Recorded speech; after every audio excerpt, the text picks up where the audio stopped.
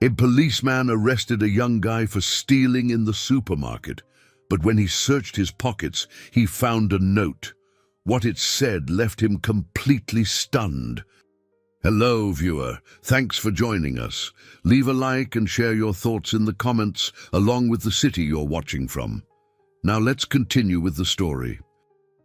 The streets of Riverbend felt familiar under the soft grey light of early morning.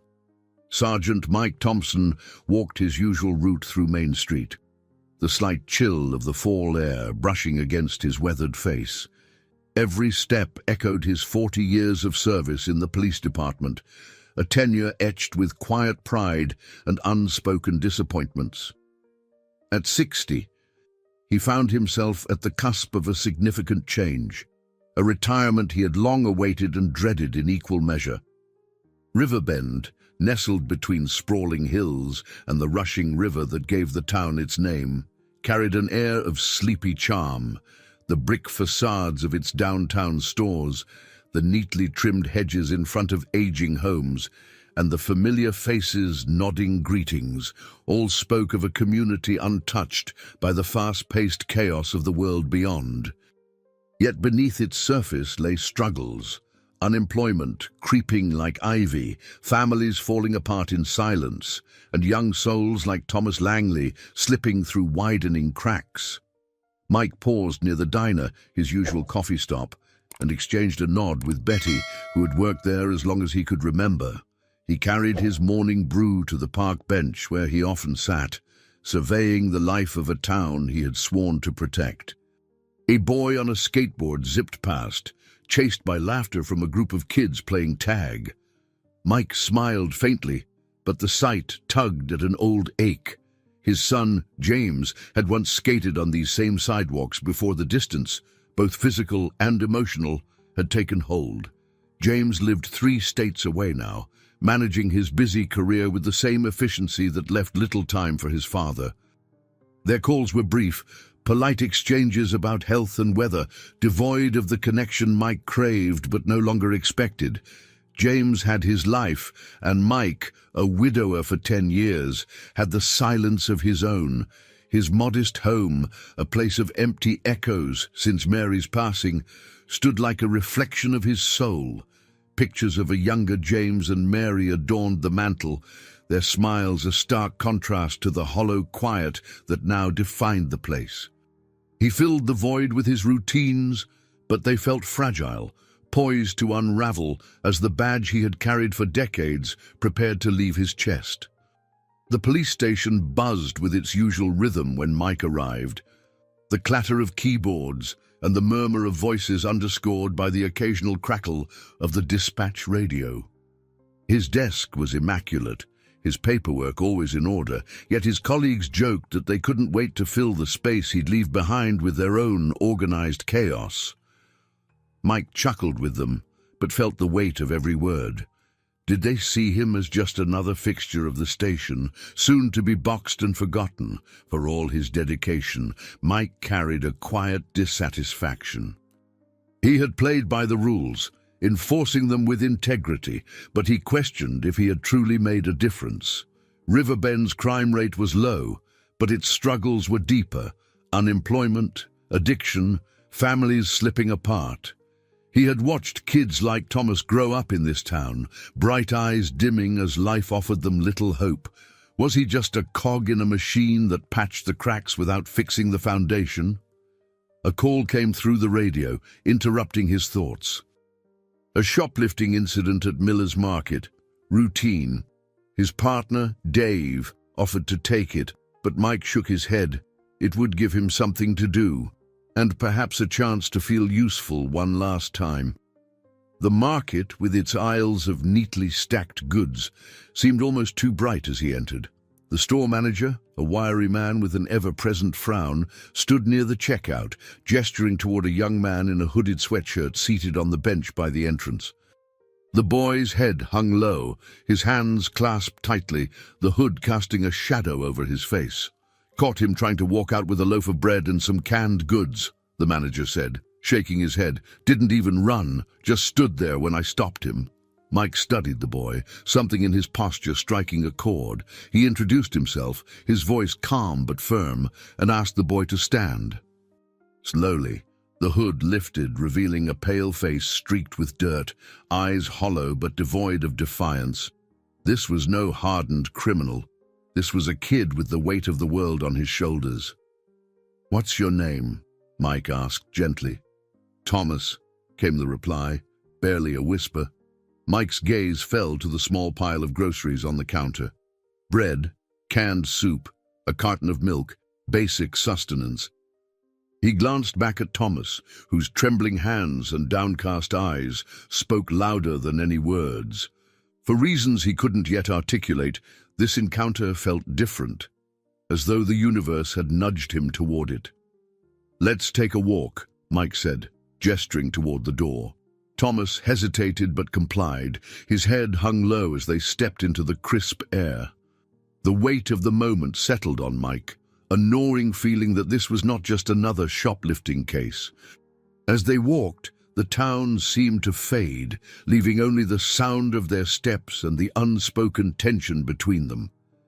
Mike felt a shift deep within him, as though he stood on the edge of a decision that could alter the course of his life in ways he couldn't yet fathom. The chill lingered in the air as Mike and Thomas walked toward the patrol car parked outside Miller's Market. Mike opened the passenger door and gestured for Thomas to get in. The young man hesitated, his lanky frame stiff with tension, but the quiet authority in Mike's expression left no room for debate. Without a word, Thomas slid into the seat, folding his hands tightly in his lap, as though bracing himself for whatever came next. Mike settled into the driver's seat and started the engine. The hum of the heater filled the silence, punctuated by the occasional crackle of the radio. He glanced at Thomas, whose eyes were fixed on the dashboard, his face pale and taut. Mike felt the weight of the boy's unease, like a presence in the small space. "Thomas, right?" Mike began, keeping his tone even. The boy nodded, his movements barely perceptible. "You want to tell me what happened back there?" Thomas shook his head, his lips pressed into a thin line. His refusal wasn't defiant, it was laden with shame, a barrier that Mike recognized from years of dealing with people cornered by circumstances beyond their control. He decided not to press, at least not yet. Instead, he shifted his approach. "That loaf of bread," Mike said, his voice softer, "doesn't look like you were planning a feast." Thomas flinched slightly, his fingers tightening around each other. "It wasn't for me," he muttered, the words spilling out so quietly that Mike almost missed them. Mike's curiosity sharpened. He turned the car toward the station but kept his foot light on the accelerator, allowing time for the conversation to unfold naturally. He had learned over the years that pushing too hard often closed doors that needed to remain open. "For someone else, then?" Mike prompted gently. He glanced sideways, catching the flicker of uncertainty in Thomas's expression. "My family," Thomas admitted after a long pause, his voice strained. "They needed it." The honesty in the boy's tone tugged at something deep within Mike. He thought of the years after his father's death, when his mother had scraped by, working 2 jobs to put food on the table. He remembered the embarrassment of second-hand clothes and the nights he had gone to bed hungry, his mother's weary face etched in his memory. The echo of those memories tightened his chest. "Why not just ask for help?" Mike asked, careful to keep judgment out of his voice. Thomas's head snapped up, his eyes flashing with a mixture of anger and despair. "From who?" he snapped, then immediately lowered his gaze, shame flooding his face.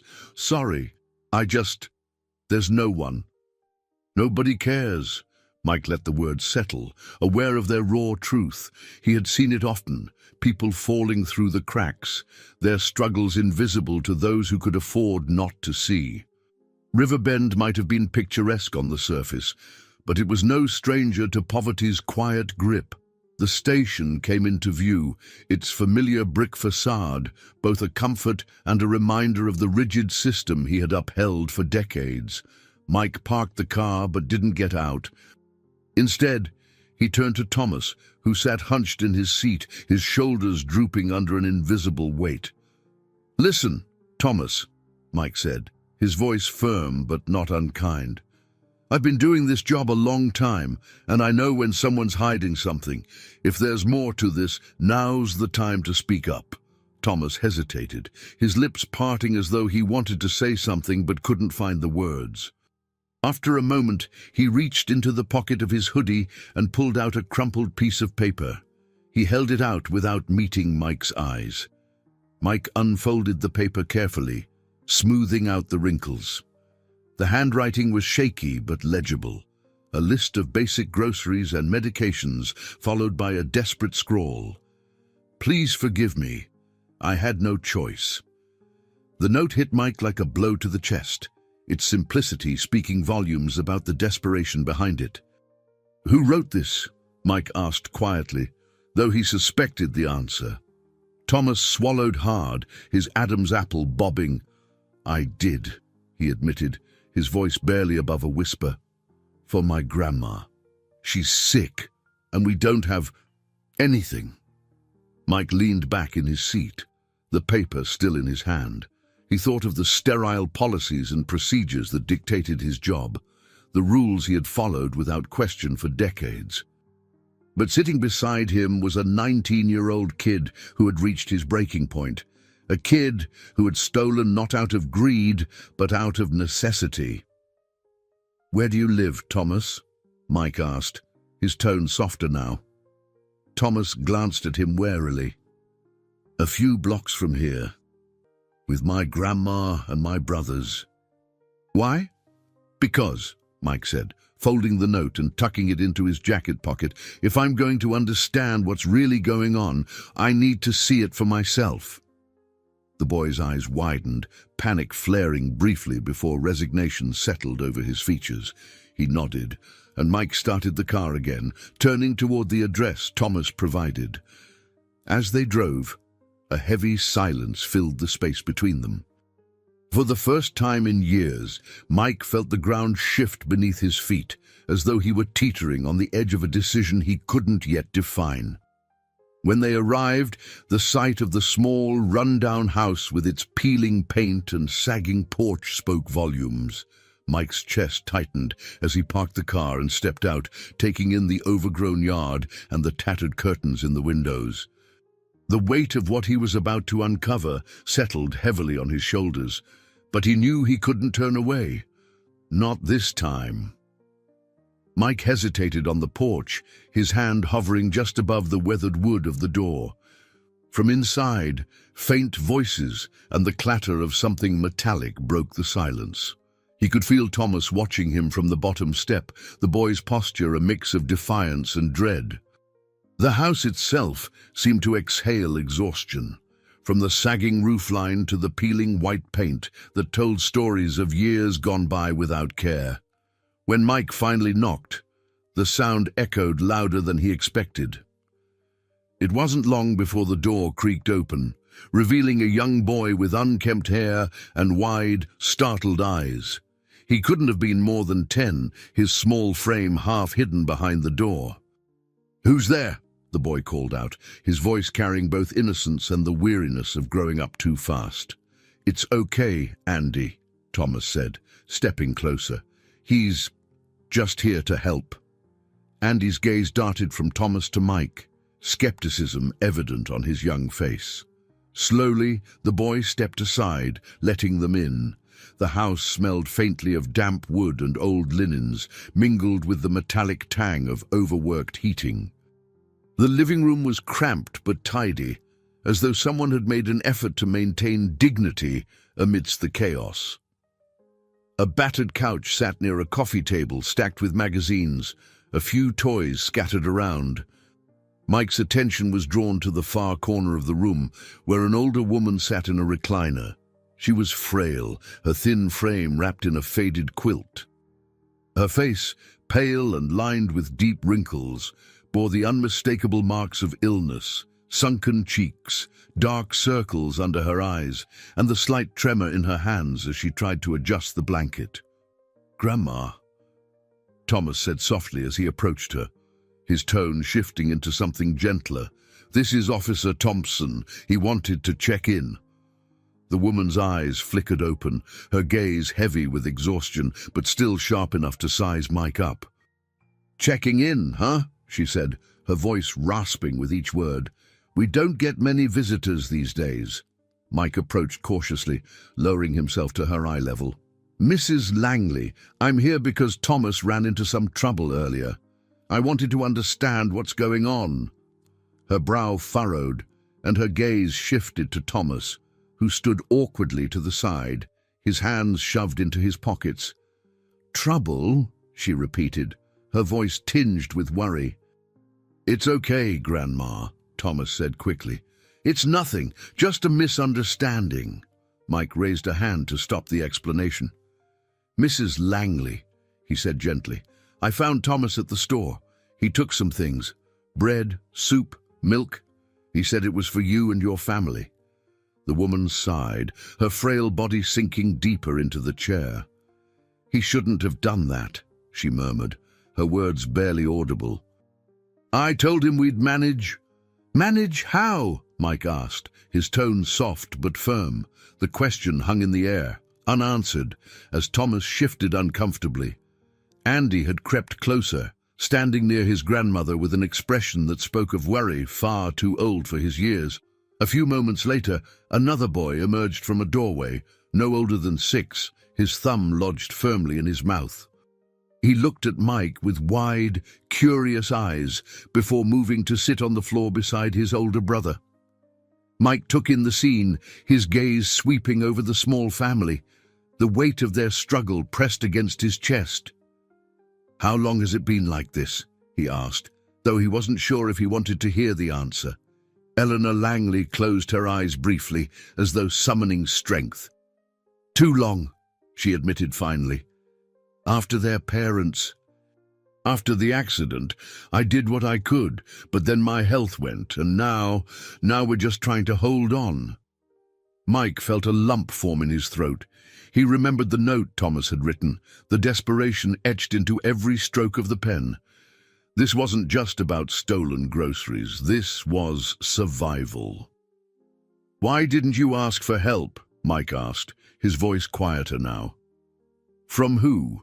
Eleanor replied, her tone weary but pointed. "There's no one. And I'm not about to send those boys into foster care. They're all I have left."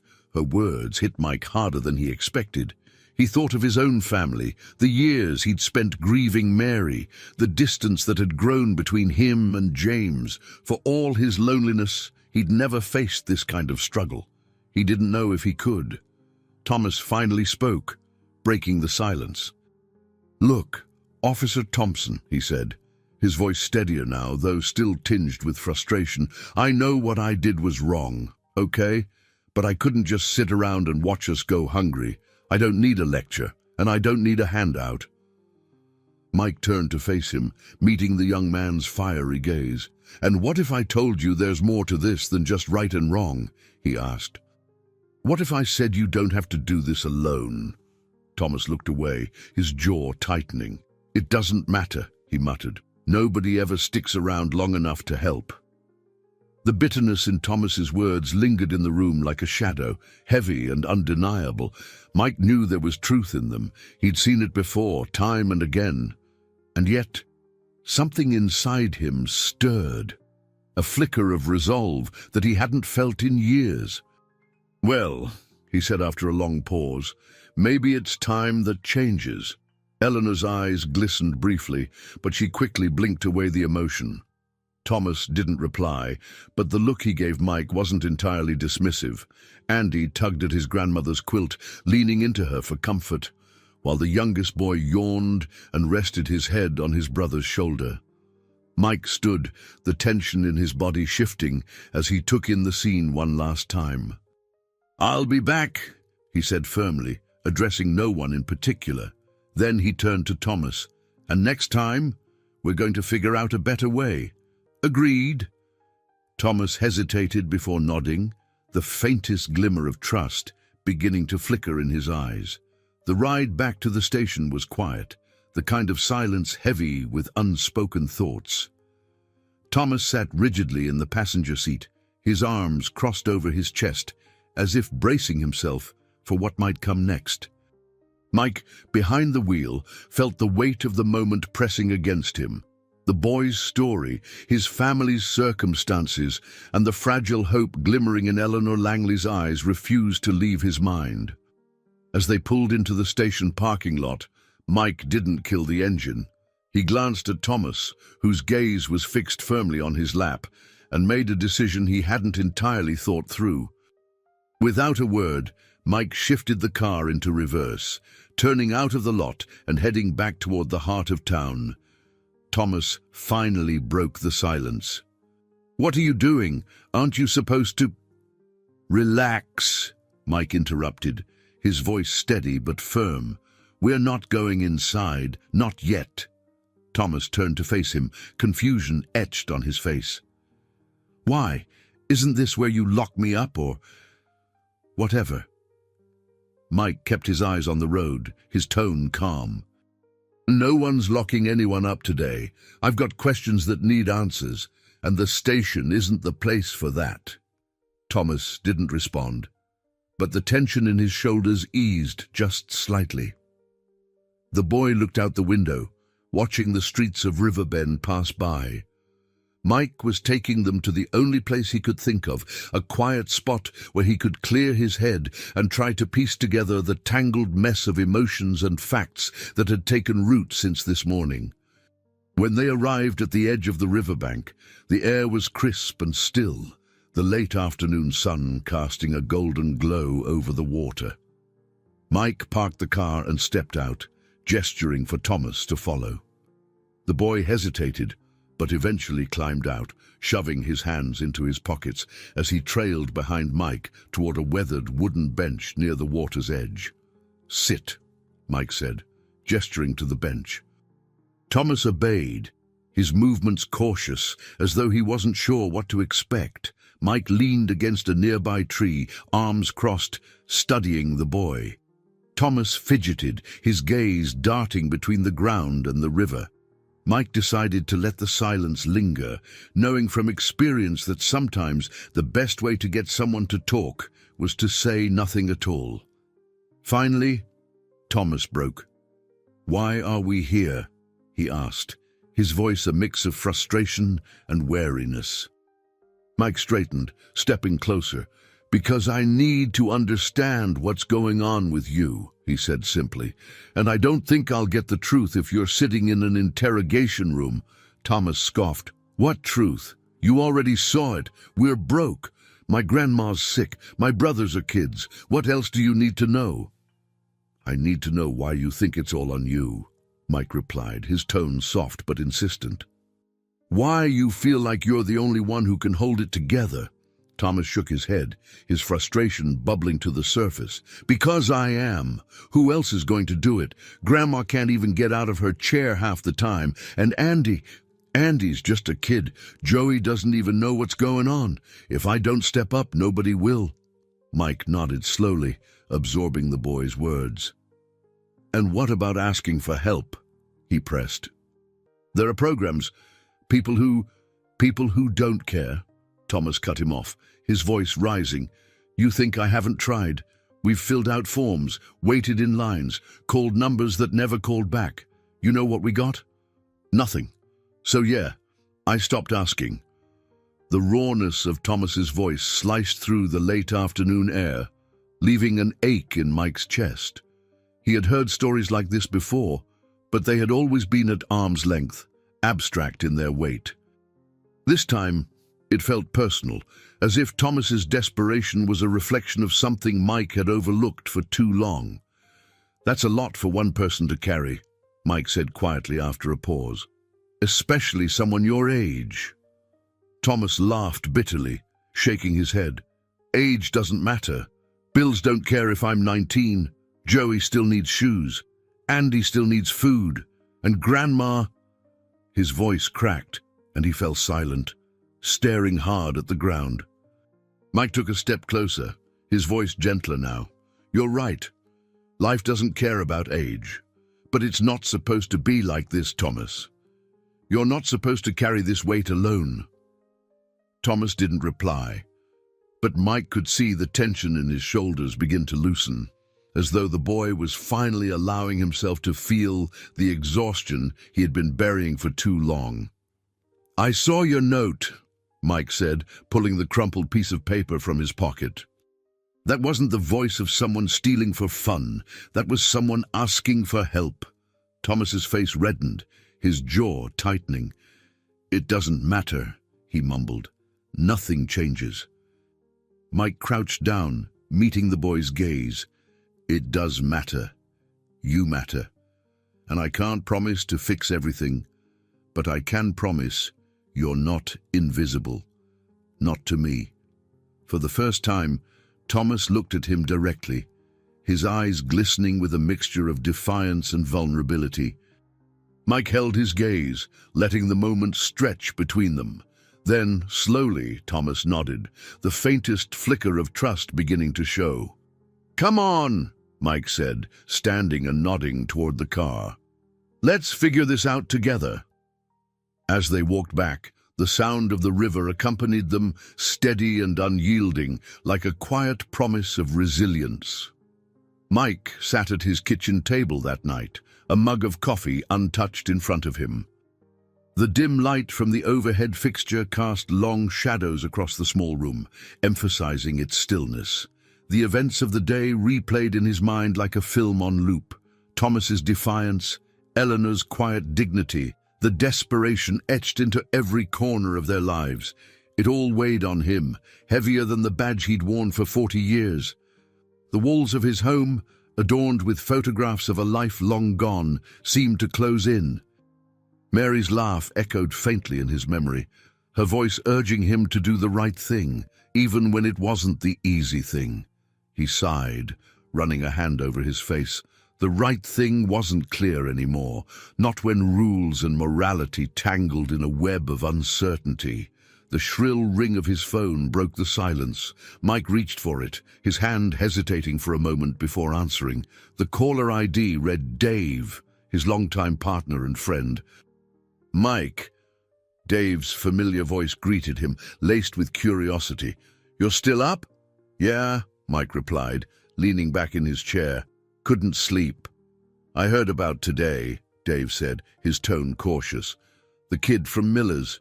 You brought him in." "Not exactly," Mike admitted. "I talked to him, took him home." There was a pause, the kind that carried judgment. "Home? You sure that's a good idea?" "You know the chief isn't going to like hearing about this." Mike's jaw tightened. "The chief doesn't know what I know." "And what's that?" "That the system's failed this kid. His family's hanging by a thread. If we throw him in a cell or slap him with charges, what good does that do?" Dave sighed on the other end of the line. "You've always been the straight shooter, Mike." "You sure you're ready to bend the rules for this?" "I'm not bending anything," Mike replied, though the words felt hollow. "I'm trying to make it right." "Just be careful," Dave said, his voice softening. "I know you want to help, but don't lose yourself in this. You've got your retirement coming up, your plans. Don't throw it all away for a kid you just met." Mike didn't respond immediately, the weight of Dave's words pressing against his already conflicted mind. "I'll see you tomorrow," he said finally, ending the call and letting the quiet of the house envelop him once more. The next morning, Mike found himself parked outside the Langley home. The sagging roof and peeling paint seemed even more weathered in the daylight, a stark reminder of the family's struggles. He took a deep breath before stepping out of the car, clutching a bag of groceries he'd picked up on his way. It wasn't much, but it was a start. Thomas answered the door, his expression guarded but not entirely closed off. "You're back," he said, more a statement than a question. Mike nodded, holding up the bag. "Thought you could use this." Thomas hesitated before stepping aside to let him in. Inside, the house felt even smaller with the light streaming through the thin curtains. Eleanor was in her recliner, her frail frame nearly swallowed by the quilt wrapped around her. Andy and Joey sat cross-legged on the floor, working on a puzzle spread across the coffee table. Eleanor's tired eyes lit up at the sight of Mike. "Officer Thompson," she greeted, her voice raspier than the day before. "You didn't have to come back." "I did," Mike said simply, setting the bag on the counter. "And it's just Mike." Thomas watched silently as Mike unpacked the groceries. Bread, canned vegetables, milk, a box of cereal. "You didn't have to do this," he muttered, though his voice lacked its usual edge. "Maybe not," Mike replied, "but someone had to." Eleanor leaned forward slightly, her expression softening. "We appreciate it, Mike, really. But I hope you know we're not a charity case." Mike met her gaze, his tone gentle but firm. "I know that. This isn't charity. It's the least I can do." Thomas crossed his arms, his face a mixture of skepticism and gratitude. "Why are you doing this? You don't even know us." "I know enough," Mike replied, his voice steady. "I know you're in a tough spot, and I know what it's like to feel like the world's stacked against you. I've seen enough of this town to know it doesn't always take care of its own. So maybe it's time someone does." The words hung in the air, heavy with meaning. Andy looked up from his puzzle, his small face filled with a cautious kind of hope. Joey leaned into his older brother, watching the exchange with wide eyes. Eleanor broke the silence. "You're a good man, Mike, but you have to be careful. People don't like it when someone breaks the mold." "I'm not worried about them," Mike said. "I'm worried about you." Thomas shifted uncomfortably, his gaze falling to the floor. "This doesn't change anything," he said quietly. "We still have bills. Grandma still needs medicine."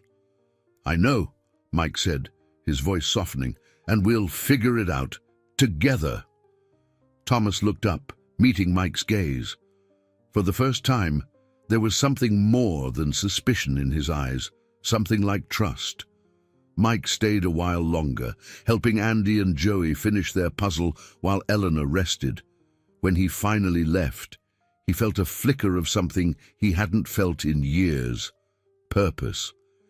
The weight of the law, of the rules he had lived by, felt lighter now, replaced by a sense of responsibility that was deeper, more personal. As he drove away, he couldn't shake the feeling that this was just the beginning of something much larger than himself, and for the first time in a long time, he welcomed it. The church stood quietly at the edge of town, its white steeple reaching toward the pale winter sky. Mike parked his car in the gravel lot, the crunch of tires on stones breaking the morning stillness. The faint scent of cedar greeted him as he climbed the steps and pushed open the heavy wooden doors. Inside, the sanctuary was warm and hushed, the rows of polished pews glowing softly in the sunlight, streaming through stained glass windows. Reverend Henry Carter was exactly where Mike expected him to be, standing at the front of the room, a broom in hand, sweeping the floor with slow, deliberate strokes. He looked up as Mike approached, a smile spreading across his weathered face. "Mike Thompson," Henry greeted, leaning the broom against the altar. "What brings you here on a weekday? You've never been one for impromptu visits." Mike offered a faint smile, his hands stuffed in his jacket pockets. "I need to talk, Henry, and you're the only one I could think of." The Reverend gestured toward the front pew. "Sit," he said warmly. "I'll put on some coffee." Minutes later, they were seated side by side, steaming mugs in hand. Henry watched Mike carefully, his keen eyes taking in the tension in his friend's shoulders. "Something's on your mind," he said, breaking the silence. "What's going on?" Mike hesitated, his gaze fixed on the floor. "It's a kid," he began, his voice low. "Thomas Langley caught him shoplifting the other day." Henry leaned back, nodding slowly. "I know the family," he said. "Eleanor's been a member of this congregation for years, though she hasn't been able to come since her health got worse. Good people, but they've had a rough go of it." "Rough doesn't begin to cover it," Mike muttered, rubbing a hand over his face. He recounted the story: the theft, The note, the house barely holding together. As he spoke, the knot in his chest seemed to loosen, the weight of the past few days spilling out in his words. Henry listened without interrupting, his expression thoughtful.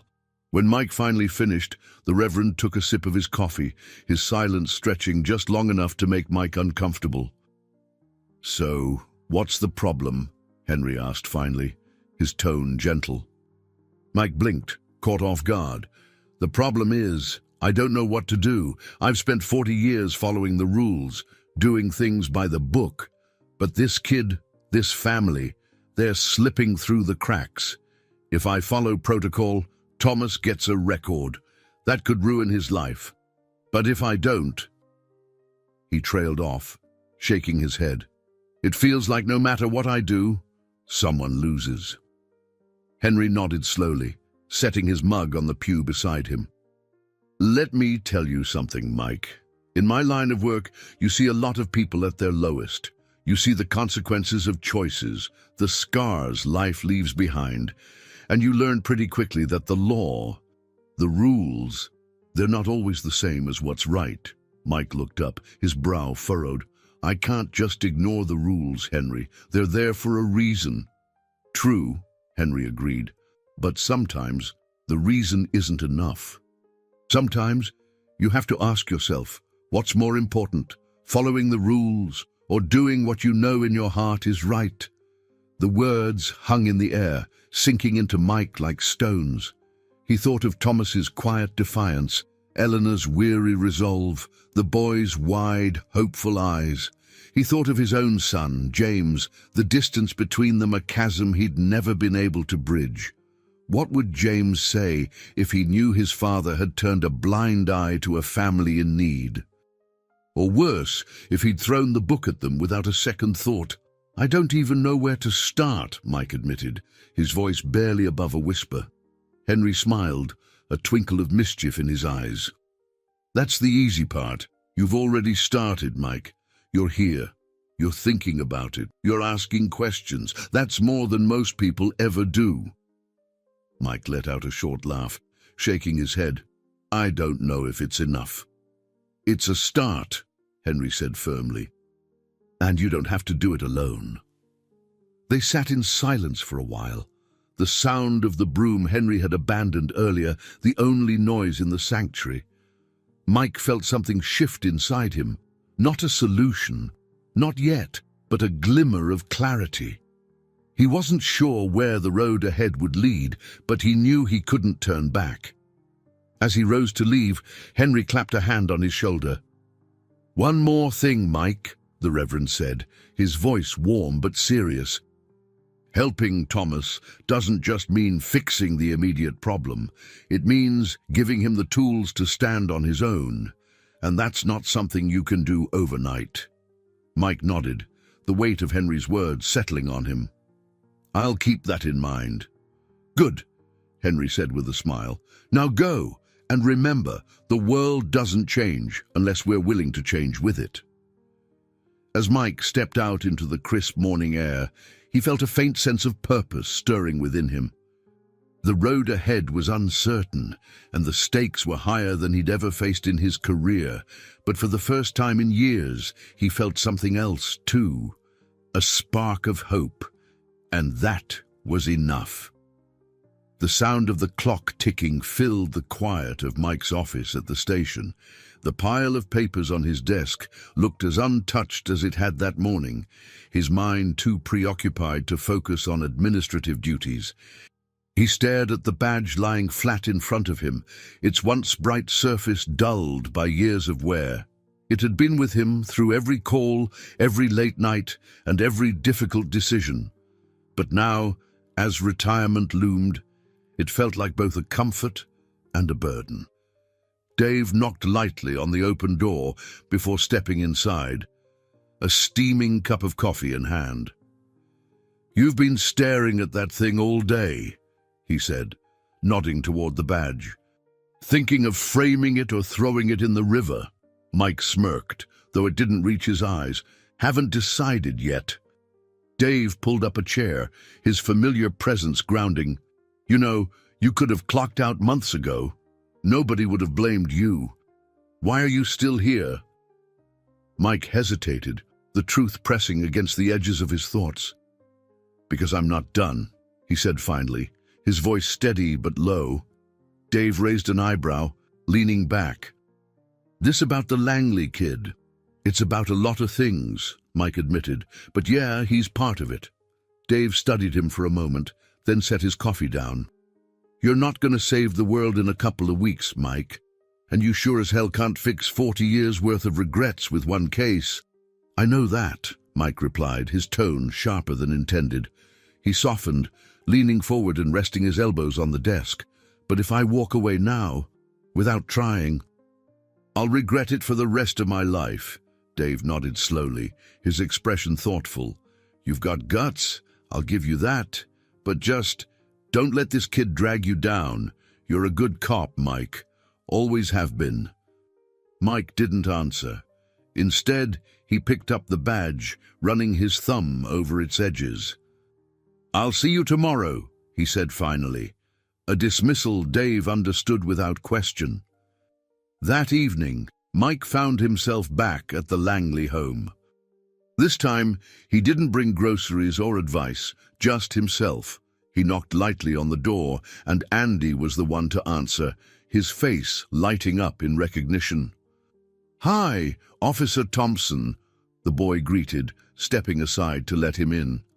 "It's just Mike, remember," he said with a faint smile, ruffling Andy's hair as he stepped into the modest living room.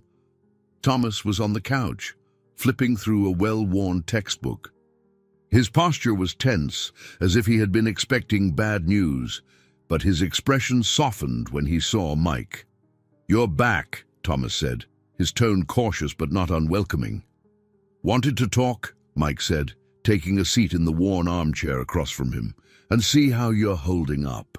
Thomas shrugged, glancing at the boys playing on the floor. "We're managing." Mike nodded, leaning forward. "I've been thinking about what you said. About how it feels like no one cares." Thomas raised an eyebrow, clearly skeptical. And I'm here to tell you that's not true," Mike said, his voice firm but kind. "I care. And there are other people who care too. You just haven't met them yet." Thomas scoffed, leaning back. "Yeah, sure." "I'm serious," Mike pressed. "I talked to someone today, Reverend Carter. He wants to help. There are programs we can look into, people who've been through what you're going through and made it out." Thomas's jaw tightened.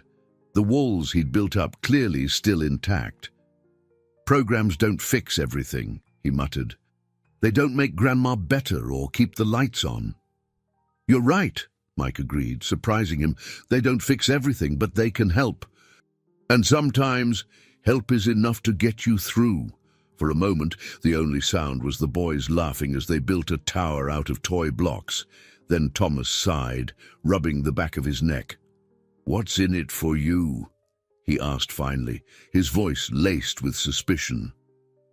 Mike didn't hesitate. "Nothing. This isn't about me, Thomas. It's about you, your brothers, and your grandmother. It's about giving you a chance." Thomas studied him, his expression unreadable. Finally, he nodded, the smallest crack in his armor appearing. "Okay," he said quietly, "but I'm not promising anything." "That's good enough," Mike replied with a faint smile. "For now." Eleanor, who had been dozing in her recliner, stirred and opened her eyes. Her gaze softened when she saw Mike, and she offered a weak smile. "You've got a stubborn one on your hands, Officer Thompson." "Stubborn's not always a bad thing," Mike replied, glancing at Thomas. "Sometimes it's what keeps you going." Eleanor chuckled softly before her expression turned serious. "Thank you for coming back," she said, "for not giving up on us." Mike met her gaze, his voice steady. "I'm not going anywhere." When he left the house that evening, the stars were bright against the dark sky, the chill in the air biting at his skin. Mike walked slowly to his car, his thoughts a jumble of doubts and determination. Helping the Langley family wouldn't be easy. It might even cost him more than he was prepared to give, but as he sat behind the wheel, he felt something he hadn't felt in years, the quiet certainty that he was exactly where he was meant to be. He drove home with the faintest glimmer of hope lighting the way. This wasn't the end of the road, it was just the beginning. And for the first time in a long time, Mike was ready to see where it led. The Langley home was eerily quiet when Mike arrived the next morning. The stillness felt heavier than it had the night before, though the muffled sound of children's voices coming from the back room suggested life was stirring inside. He hesitated briefly before knocking, the weight of his task looming large. Today wasn't about observation, it was about action. Thomas opened the door, bleary-eyed and defensive as usual. "You're early," he muttered, stepping aside to let Mike in. Mike glanced at the living room, noting the faint smell of reheated coffee and the scattered remnants of a half-eaten breakfast on the table. Andy was leaning over a workbook, his pencil moving slowly as he copied out words. Joey was perched on the arm of the couch, watching his brother with a mix of curiosity and impatience. "I figured we'd get a head start," Mike said, his voice calm but deliberate. He set a small duffel bag on the table, the faint clink of its contents drawing Thomas's attention. "What's that?" Thomas asked, his tone guarded. "Supplies," Mike replied simply. "Food, first aid stuff, a few other things I thought you might need." Thomas's eyes narrowed. "We don't need charity." "It's not charity," Mike said firmly. "It's support.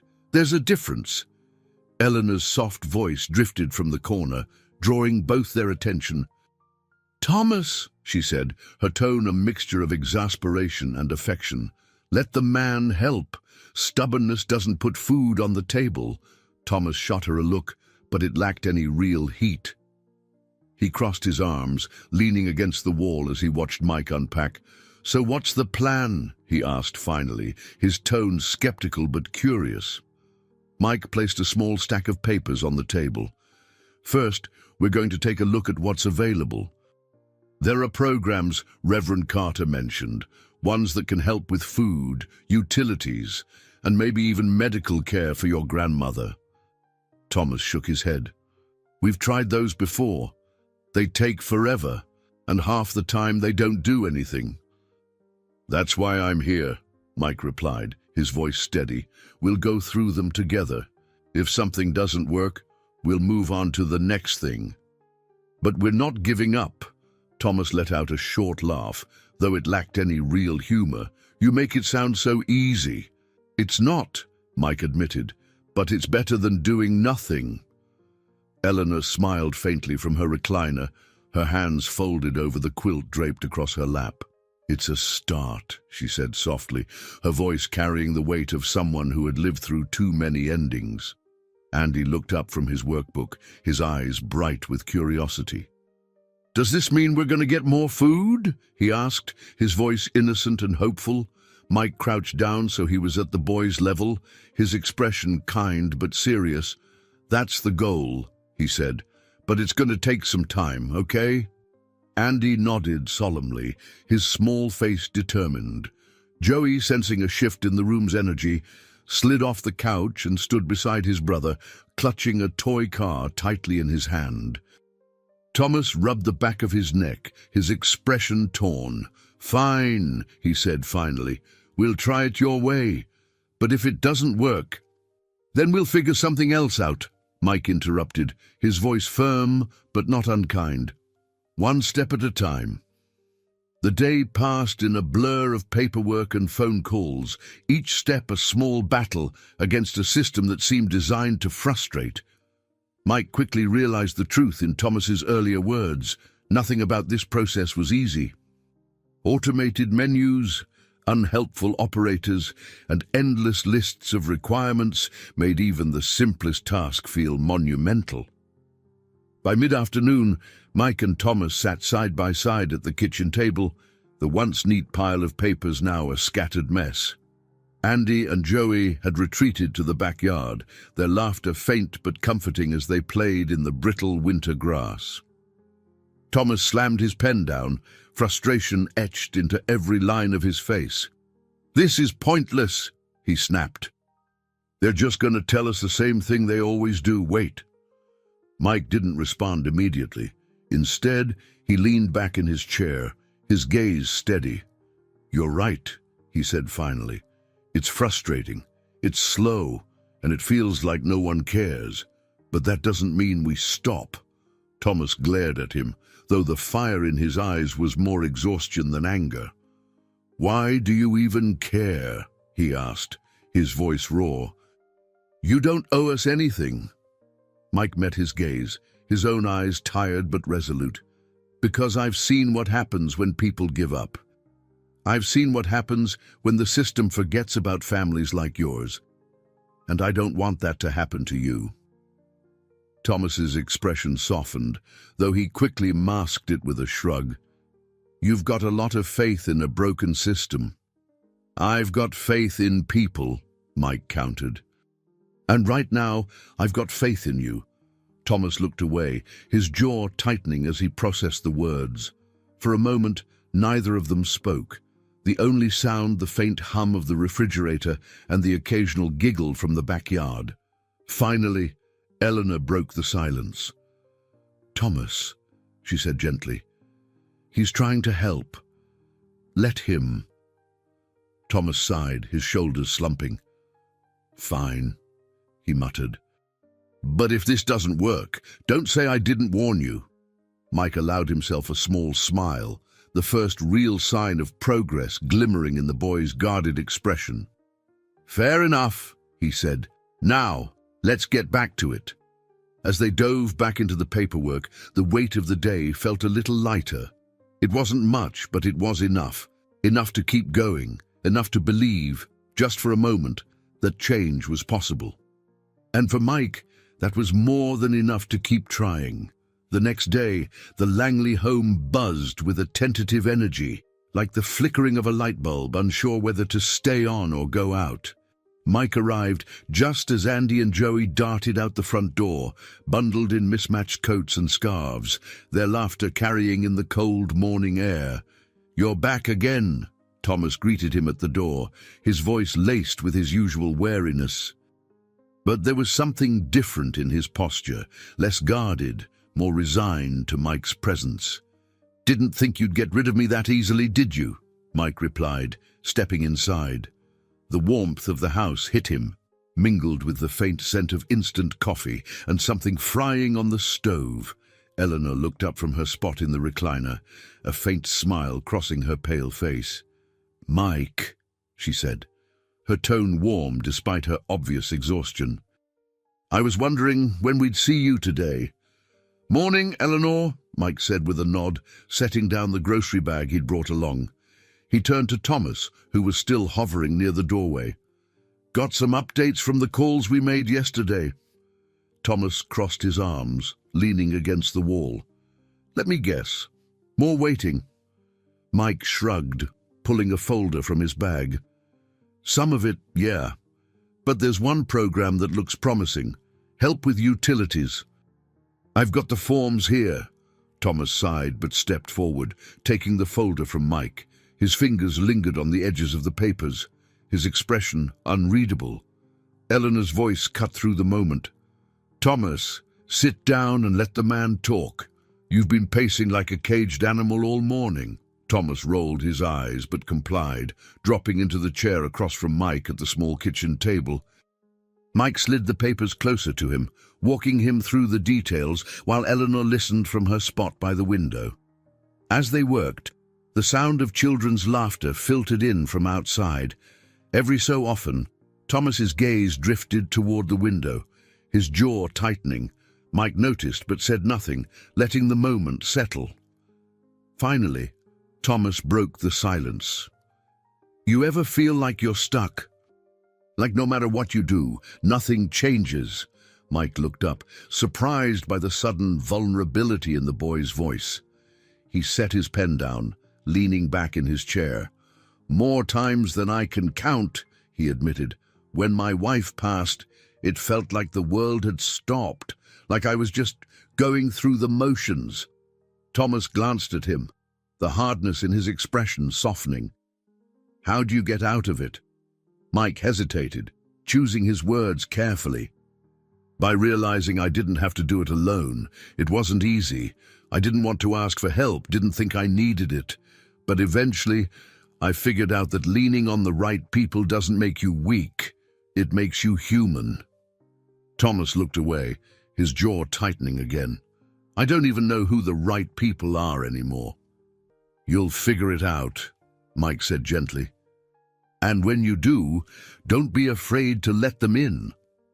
Thomas didn't respond, but the flicker of understanding in his eyes was enough for Mike to know the words had landed. They returned to the paperwork, the silence between them less strained than before. Later that afternoon, as Mike prepared to leave, he noticed Andy and Joey struggling with an old bicycle in the front yard. The chain had come loose, and the boys were huddled over it, their breath visible in the crisp air. "Need a hand?" Mike asked, approaching with his jacket zipped against the cold. Andy looked up, his face lighting up at the sight of Mike. "It's stuck," he said, gesturing to the chain. "We've been trying to fix it, but it won't work." Mike crouched down, inspecting the bike. The chain was rusted, the teeth of the gears worn down from years of use. "Looks like it's been through a lot," he said. "But I think we can fix it." Joey clapped his hands together, his excitement contagious. "Really?" "Really," Mike said with a smile. "But I'll need some help." The boys eagerly assisted, holding the bike steady while Mike worked. Thomas lingered on the porch, watching the scene with an expression that was equal parts curiosity and apprehension. Mike caught his eye briefly, but didn't push, focusing instead on the task at hand. After a few minutes of tinkering, the chain clicked back into place. Mike spun the pedals, testing the gears, and grinned when the bike moved smoothly. "There we go," he said, standing and brushing the dirt from his hands. "Good as new." Andy beamed, climbing onto the bike and pedaling in small circles around the yard. Joey chased after him, giggling as he tried to keep up. Their laughter echoed through the quiet neighborhood, a sound that felt like hope. Thomas stepped off the porch, his hands shoved deep into his jacket pockets. "You didn't have to do that," he said, his tone quieter than usual. Mike shrugged. "Didn't hurt to help." Thomas studied him for a moment, then nodded. "Thanks," he said simply, the word carrying more weight than Mike expected. "Anytime," Mike replied. He clapped Thomas on the shoulder lightly before heading toward his car. "See you tomorrow." As Mike drove away, he glanced in the rearview mirror, watching as Thomas joined his brothers in the yard. The sight of the three of them, laughing and playing in the cold, filled him with a quiet satisfaction. It wasn't much, a fixed bike, a small moment of joy, but it was a start, and for Mike, that was enough to keep going. The following day, Mike arrived at the Langley home to find Thomas outside, leaning against the rickety fence that bordered their yard. The late morning sun cut through the chill, casting long shadows over the patchy grass. Thomas's shoulders were hunched, his hands buried in his jacket pockets as he stared at the street, lost in thought. "You're early," Thomas said when he noticed Mike, though there was no edge in his tone this time. Mike smiled faintly. "So are you," Thomas shrugged. "Couldn't sleep." "Something on your mind?" Mike asked as he stepped closer. Thomas hesitated, then shook his head. "Nah, it's nothing." Mike didn't push, but he could sense the boy's restlessness. "Well, you'll have plenty to think about soon," he said, holding up a folder. "I've got a meeting lined up for us." Thomas frowned. "A meeting?" "With someone who can help," Mike explained. "Her name's Lucy. She's a neighbor of yours, actually. Works at the community center." Thomas's frown deepened. "Lucy Brown, the one with the noisy kid." Mike chuckled. That's the one. But she's also been helping families in situations like yours for years. She knows the ins and outs of the system better than anyone. Thomas crossed his arms, skepticism etched into every line of his face. Why would she want to help us? Because she's been where you are, Mike said simply. She's walked this road before and she came out the other side. Thomas didn't respond, but the doubt in his eyes gave way to something softer. Curiosity, maybe, or a faint glimmer of hope. The community center was a modest building tucked behind the main strip of Riverbend, its brick facade softened by a small garden out front. Inside, the air smelled faintly of coffee and fresh paper, and the hum of activity filled the space. Lucy Brown was waiting for them in a small office at the back of the building. She was younger than Mike had expected, probably in her mid-30s, with sharp features and a no-nonsense demeanor. Her dark hair was pulled back into a ponytail, and her eyes, though warm, held a keen intensity. "Mike," she greeted, standing and shaking his hand firmly. "It's good to see you again." "You too, Lucy," Mike replied. He gestured to Thomas, who lingered in the doorway, clearly uncomfortable. "This is Thomas Langley." Lucy's gaze softened as she turned to Thomas, offering a hand. "Nice to meet you, Thomas." Thomas hesitated, then shook her hand briefly. "Yeah, you too." "Have a seat," Lucy said, gesturing to the chairs across from her desk. Thomas and Mike sat down, the boy's posture stiff as he glanced around the room. "So, Mike filled me in a little," Lucy began, folding her hands on the desk. "I know things have been tough for you and your family. I also know the system can feel like it's working against you more than it's working for you, but that's where I come in." Thomas raised an eyebrow. "And how's that?" Lucy smiled faintly. "I help people navigate the red tape, find the resources they need, fill out the paperwork, fight the battles when things don't go the way they should." "I've been there, Thomas. I know what it's like." Thomas shifted in his seat, his skepticism still apparent. "Why do you care? You don't even know us." "I don't have to know you to care," Lucy replied, her tone steady. "I care because someone cared about me when I needed it, and now I pay it forward." Thomas looked away, his jaw tightening. "I just don't want to waste my time," he muttered. "You won't be," Lucy said firmly. But this isn't just about me doing the work. It's about you, too. You're going to have to put in the effort. Meet me halfway." Mike watched the exchange, his admiration for Lucy growing. She was blunt but compassionate, and she seemed to understand exactly how to navigate Thomas's defenses without triggering his pride. "What's the first step?" Mike asked, breaking the tension. Lucy leaned back, her expression thoughtful. "We start small. Food assistance, utility help, those are quick wins. Then we work on the bigger stuff, medical care for your grandmother, maybe even job training programs for you." Thomas blinked, caught off guard. "Job training?" Lucy nodded. "You're smart. I can tell just from talking to you. There are programs that could help you get certified in something. Construction, plumbing, welding. Something that pays well." Thomas didn't respond, but the flicker of interest in his eyes didn't go unnoticed. "Think about it," Lucy said gently. "There's no rush. For now, let's focus on getting your family some immediate relief." They spent the next hour discussing options, Lucy walking them through forms and processes with a patience that impressed even Mike. Thomas remained guarded, but he engaged more as the conversation went on, his curiosity outweighing his skepticism. As they left the community center, Thomas was quiet, his gaze fixed on the folder of documents Lucy had given him. Mike watched him carefully, noting the way his grip tightened on the folder as though it were a lifeline. "She seems okay," Thomas said finally, his voice tentative. Mike smiled. "She's more than okay. She's in your corner now, just like me." Thomas glanced at him, his expression softer than it had been in days. "Thanks," he said quietly, "for not giving up." Mike's chest tightened at the words, but he simply nodded. "We're just getting started." As they walked back to the car, the sun broke through the clouds, bathing the quiet street in golden light. It felt like a small sign, a reminder that even in the darkest times, there was always the promise of something brighter ahead.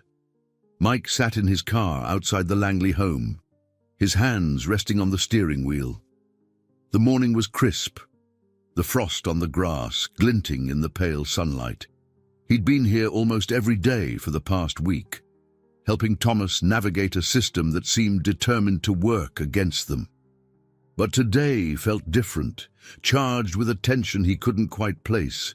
When he finally stepped out of the car, the front door opened, and Thomas emerged, his face tight with frustration. He carried a stack of papers, the edges curling slightly from being handled too many times. He waved them in the air as Mike approached. "They want more proof," Thomas said, his voice sharp with exasperation. "More bank statements, more medical records, more everything." Mike sighed, taking the papers from him and glancing through them. "It's not unusual," he said. "These programs are a maze, but we'll figure it out." Thomas crossed his arms, glaring at the ground. "What's the point? They're just going to keep asking for more until we give up." Mike met his gaze, his tone steady. "And are you going to give up?" Thomas hesitated, his jaw tightening. "No," he muttered. "Good," Mike said, handing the papers back, "because this is what it takes. It's not fair, and it's not easy, but it's worth it." Thomas nodded reluctantly, the fire in his eyes dimming but not extinguished. "Fine. What do we do next?" Mike smiled faintly. "We get what they're asking for, one step at a time." Inside, Eleanor was sitting in her usual spot by the window, a cup of tea cradled in her hands. She looked up as they entered, her expression softening when she saw the papers in Thomas's hand. "Another hurdle?" she asked, her voice gentle but weary. "Always," Thomas replied, setting the papers on the table. "They want proof of everything." Eleanor shook her head, a faint smile tugging at her lips. "They've been asking for proof my whole life, it seems. Proof we're poor enough, sick enough, desperate enough." Mike pulled out a chair and sat across from her, his tone thoughtful. "And that's the problem. The system isn't built to help. It's built to weed people out. But that's why we're here, to make sure you don't fall through the cracks." Eleanor nodded, her fingers tightening around the cup. "Thank you, Mike, for sticking with us." Mike nodded, his resolve hardening. "We're not done yet." Later that afternoon, Mike and Thomas found themselves back at the community center, seated at a long table piled with forms and folders. Lucy was pacing nearby, her brow furrowed as she scanned a document.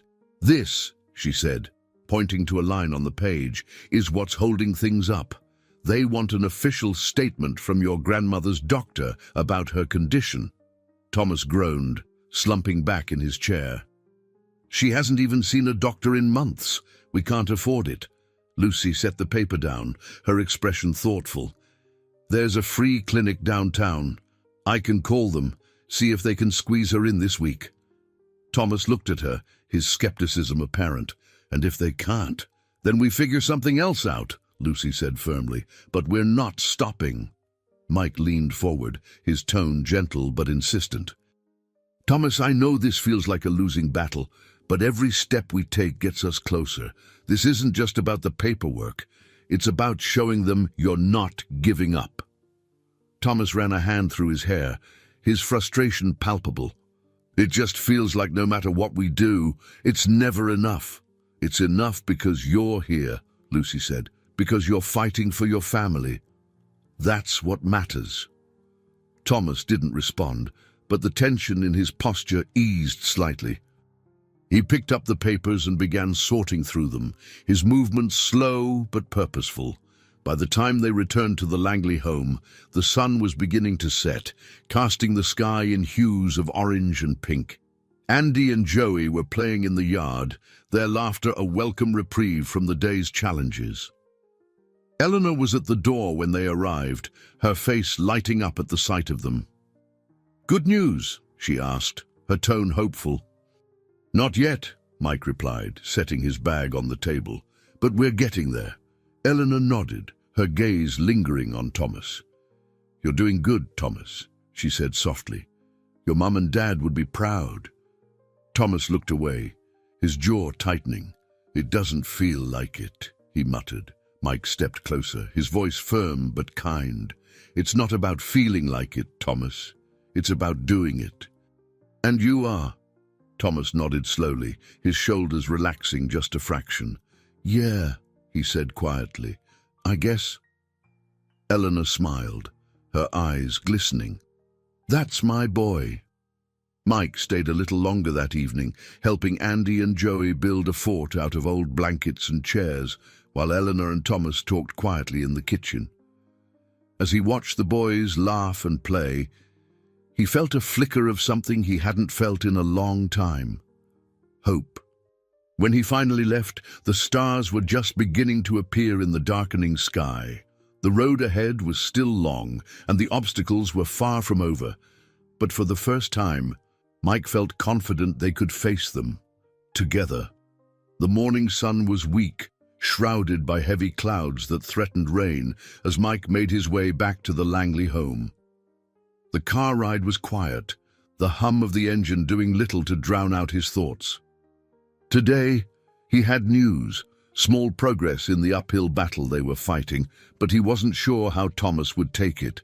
Victories like these, though meaningful, often felt hollow in the shadow of the larger challenges still looming. When he pulled into the driveway, Andy and Joey were already outside, bundled in oversized jackets as they kicked a soccer ball back and forth. They waved enthusiastically when they saw him, their smiles bright despite the biting wind. Mike waved back, his chest tightening at the sight of their unguarded joy. Children were resilient in ways adults often forgot. Inside, the house was quieter. Eleanor was seated in her usual spot by the window, a blanket wrapped around her frail shoulders. She looked up as Mike entered, her tired face lighting up with a warm smile. "Mike," she greeted, her voice soft but steady. "Good to see you." "Morning, Eleanor," he replied, setting his bag down on the table. "How are you feeling today?" She shrugged lightly, her smile fading but her tone resolute. "The same as always. But I'm here, and that's what counts." Mike nodded, admiration flickering in his chest. Eleanor's quiet strength reminded him of his late wife, Ida's Mary, how she had faced her own battles with unwavering dignity. He was about to respond when Thomas appeared from the hallway, his expression guarded as always. "What's the news?" Thomas asked, cutting straight to the point. Mike gestured for him to sit at the table. "It's not much," he admitted, pulling out a folder. "But it's something. The clinic Lucy contacted is willing to see your grandma next week. They'll do a full assessment, and it won't cost you anything." Eleanor's face softened with relief, but Thomas's brow furrowed. "Next week," he repeated, his voice tinged with frustration. "She needs help now." "I know," Mike said gently, "but this is how the system works, slow and full of hoops to jump through. The important thing is that we've got our foot in the door. Once she's in, it'll open up more options." Thomas leaned back in his chair, his arms crossed tightly over his chest. "And what about everything else? The bills, food? We're still drowning, Mike." Mike took a deep breath, choosing his words carefully. "One step at a time, Thomas. I know it's hard, but we're making progress. You've held things together this long. You can hold on a little longer." Thomas's jaw tightened, but he didn't argue. Instead, he looked away, his frustration simmering just beneath the surface. Mike could see the weight of responsibility pressing down on him, threatening to buckle his resolve. Eleanor reached over and placed a hand on Thomas's arm. "It's a start," she said softly, "and we're lucky to have it." Thomas glanced at her, his expression softening slightly, though his tension didn't fully ease. "Yeah," he muttered. "I guess." Later that afternoon, Lucy arrived with another stack of paperwork and a bag of groceries from the community center. She greeted everyone warmly, her presence like a gust of fresh air in the cramped house. As she unpacked the groceries, she chatted easily with Andy and Joey, who hovered nearby, their curiosity piqued by the unfamiliar items she brought. Thomas watched from the kitchen doorway, his arms crossed as usual. "You really go all out for this, don't you?" he said, his tone laced with both curiosity and a hint of skepticism. Lucy straightened, brushing her hands off on her jeans. "I do what I can," she replied simply. "Families like yours deserve a fighting chance," Thomas scoffed, shaking his head. "Doesn't feel like we're winning." "Winning doesn't always look the way you think it will," Lucy said, her voice firm but kind. "Sometimes it's just about holding on long enough to see the next opportunity." Mike, who had been silently observing, stepped forward. "Lucy's right," he said. "Every step forward is a win. It might not feel like it now, but these little victories add up." Thomas didn't respond, but his shoulders relaxed slightly. Lucy gave him a small smile before turning her attention to the paperwork. "We've got a few more forms to fill out," she said, setting them on the table. "Once these are done, we can apply for a housing grant. It won't solve everything, but it'll help with the rent for a few months." Thomas sighed, but sat down, picking up a pen. "Fine," he muttered. "Let's get it over with." Eleanor chuckled softly from her chair. "That's my boy," she said, her voice filled with quiet pride. "Always stubborn, but never one to back down." The comment drew a faint smile from Thomas, though he quickly masked it with a neutral expression. As he worked through the forms with Lucy's guidance, Mike felt a flicker of hope. It was fragile, like a flame struggling against the wind, but it was there.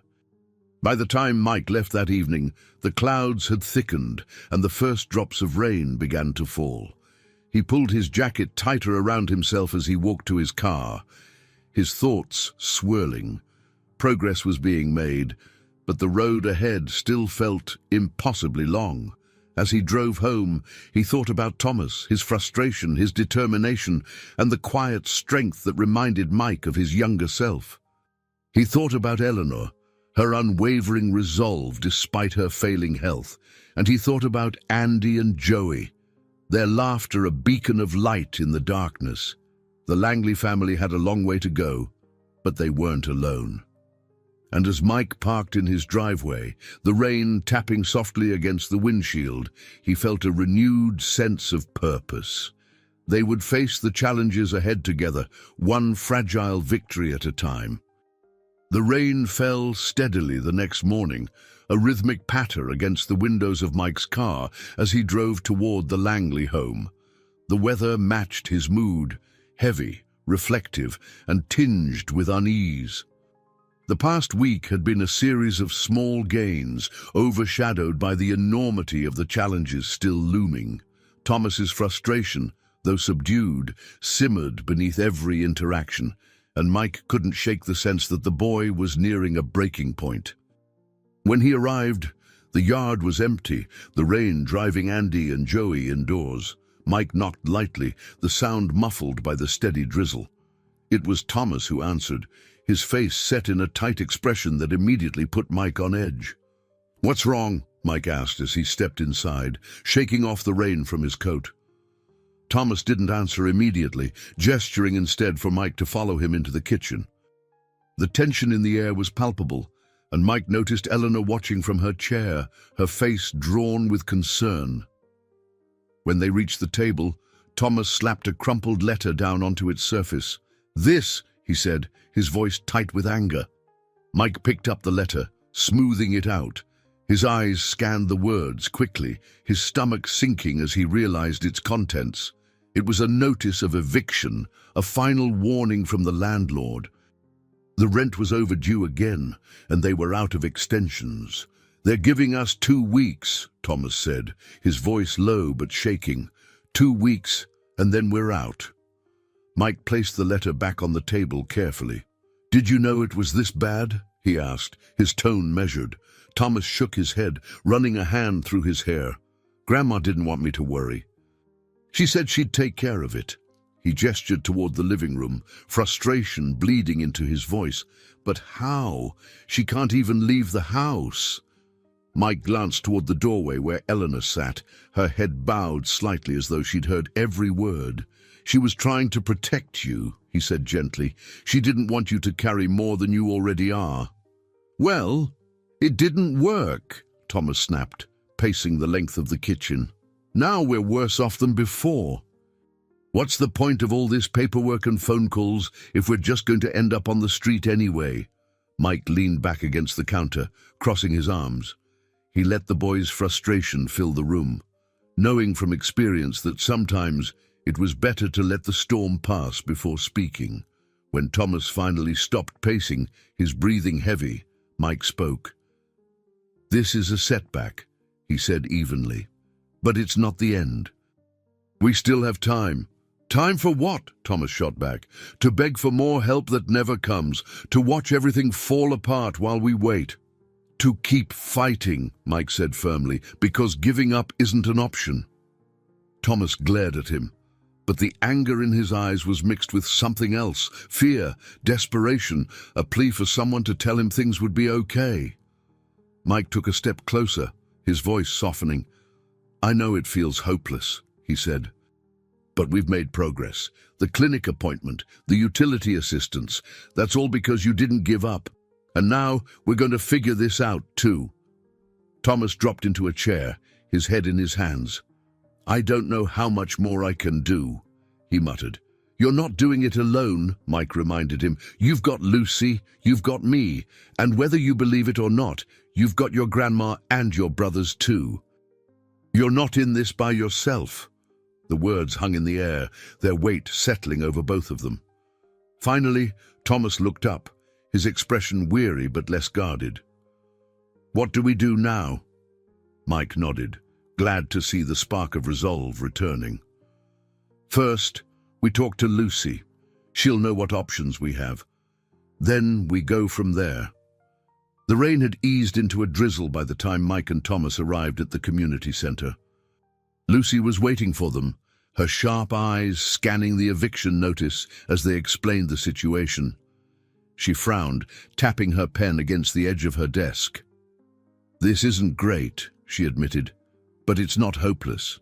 There's an emergency housing fund we can apply for, and I know a few local charities that might be able to help with the immediate payment." Thomas shifted in his seat. "What if they say no?"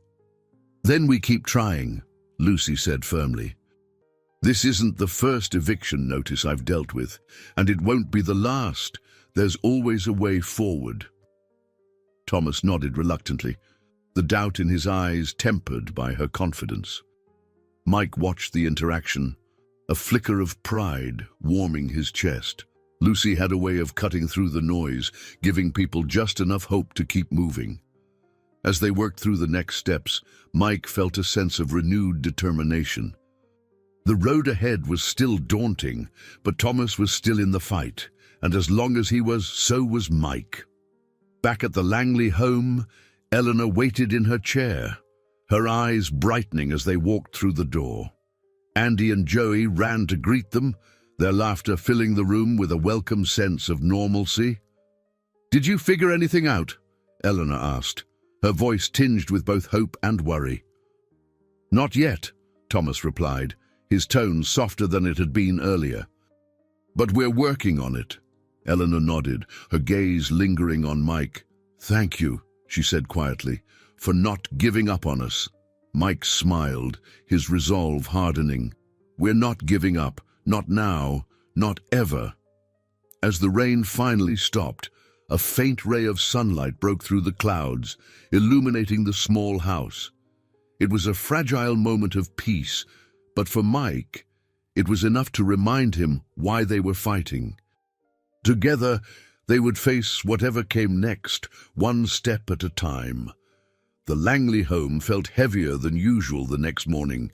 The air inside seemed thick with unspoken worries, each family member moving as if under the weight of an invisible burden.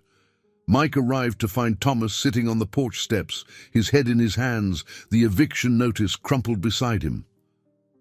"You look like you didn't sleep," Mike said, sitting down on the step beside him. Thomas didn't look up.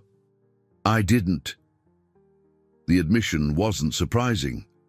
The previous day's conversations had stirred up everything Thomas had been trying to hold together, and Mike knew the boy was struggling to see a way out. For a long moment, neither of them spoke. The sounds of the neighborhood, birds chirping, a dog barking in the distance, filled the silence. "We have options," Mike said finally, his voice steady. "Lucy's making calls." "We're not out of moves yet." Thomas let out a bitter laugh, lifting his head to stare at the street. "It doesn't feel that way." Mike leaned forward, resting his elbows on his knees. "You're allowed to feel like this, you know. Angry, scared, overwhelmed. But you don't have to let it stop you." Thomas turned to him, his face etched with frustration. "You keep saying that, but what if it's not enough?" "What if I'm not enough?" The vulnerability in Thomas's voice hit Mike harder than he expected. For a moment, he saw himself in the boy, the younger version of himself who had struggled after his father's death, who had questioned whether he could carry the weight of his own family's survival. "You are," Mike said firmly, "but you don't have to do this alone. That's what we're here for. Me, Lucy, your grandmother, we're all in this with you." Thomas looked away, his jaw tightening. "I don't know how to believe that anymore." Before Mike could respond, the front door creaked open, and Eleanor appeared, her frail frame wrapped in a thick sweater. She looked at the two of them for a moment before stepping outside and lowering herself carefully onto the porch chair. "Thomas," she said, her voice soft but steady, "I know this feels like too much. I know you're scared, but you're stronger than you think. You always have been." Thomas shook his head, his frustration breaking into his words. "And look where that's gotten us. I've been strong, and we're still here. Still broke, still fighting to keep a roof over our heads." Eleanor didn't flinch, her gaze steady as she spoke. "Because life isn't about being strong all the time. It's about finding a way to keep going, even when you feel like you can't. And you have, Thomas? You've kept this family together when no one else could?" The raw emotion in her voice hung in the air, settling over them. Thomas wiped at his face roughly, his hands trembling. "I'm just so tired," he said, his voice cracking. "I don't know how much more I can take." Mike placed a hand on Thomas's shoulder, his grip firm. "That's why we're here, to take some of that weight off you. But you have to let us." Thomas nodded slowly, the tension in his body easing just slightly. He looked between Mike and his grandmother, his expression a mix of exhaustion and faint hope. "Okay," he said quietly. "What's the next step?" By mid-afternoon, Lucy had called with an update. She'd found a local charity willing to cover part of the overdue rent if they could secure the remaining balance. It was a lifeline, but one that required swift action. Mike and Thomas drove to the community center where Lucy was waiting, her desk piled high with folders and forms. "This is good news," Lucy said, sliding a form across the desk toward Thomas. "But we need everything finalized by tomorrow. That means proof of income, what little there is, and a signed agreement from the landlord." Thomas frowned, his skepticism returning. "You really think the landlord's going to agree to this?" Lucy leaned back in her chair, her expression calm but determined. "I've dealt with him before. He's not unreasonable. If he sees we're serious about resolving this, he'll cooperate." Thomas picked up the pen, his movements deliberate as he filled out the form. Mike watched him carefully, noticing the subtle shift in his demeanor. The anger and frustration were still there, but so was something else: focus, determination. When they finished, Lucy stood and handed the folder to Mike. "You take this to the landlord," she said. "He's more likely to listen to you." Mike nodded, taking the folder. "I'll handle it." Thomas looked at him, his voice hesitant. "What if he says no?" Mike met his gaze, his tone steady. "Then we figure out another way. But let's not assume the worst until we get there." The meeting with the landlord was tense, but productive. The man, a wiry figure with a sharp nose and a calculating gaze, agreed to the arrangement reluctantly. He scribbled his signature on the agreement, muttering about making an exception, but Mike didn't care about the commentary. He left with the signed papers in hand, a small victory in a battle that felt endless. When he returned to the Langley home that evening, the atmosphere had shifted. The tension was still there, but it was tempered by a cautious optimism. Thomas met him at the door, his expression unreadable as Mike handed him the signed agreement. "We've got a shot," Mike said simply. Thomas stared at the paper for a long moment before nodding. "Thanks," he said quietly. Then, after a pause, he added, "For everything." Mike smiled faintly. "We're not done yet." As he left, the first stars began to appear in the evening sky. The road ahead was still long, but for the first time in days, Mike felt like they'd taken a meaningful step forward, and that, he realized, was enough to keep going. The following day brought a rare sense of anticipation to the Langley home. Thomas was up before sunrise, pacing the living room while the rest of the house stirred slowly to life. Mike arrived just as the sun broke through the lingering morning fog, casting a pale light over the patchy yard.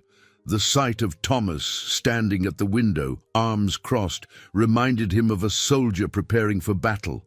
When Mike knocked, Thomas opened the door immediately, his face a mixture of determination and tension. "You've got the papers?" he asked, skipping any pleasantries. Mike held up the folder. "Signed and ready. Lucy's waiting for us at the community center to finalize everything." Thomas exhaled, his shoulders relaxing slightly. "Okay," he said, stepping aside to let Mike in. "Let me grab my stuff." Inside, the house hummed with quiet activity.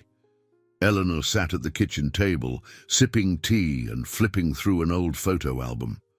Joey and Andy were in the corner, whispering to each other as they worked on a puzzle. The air, though still heavy with the weight of uncertainty, felt lighter than it had in days. Eleanor looked up as Mike entered, her face softening into a faint smile. "Morning, Mike," she said.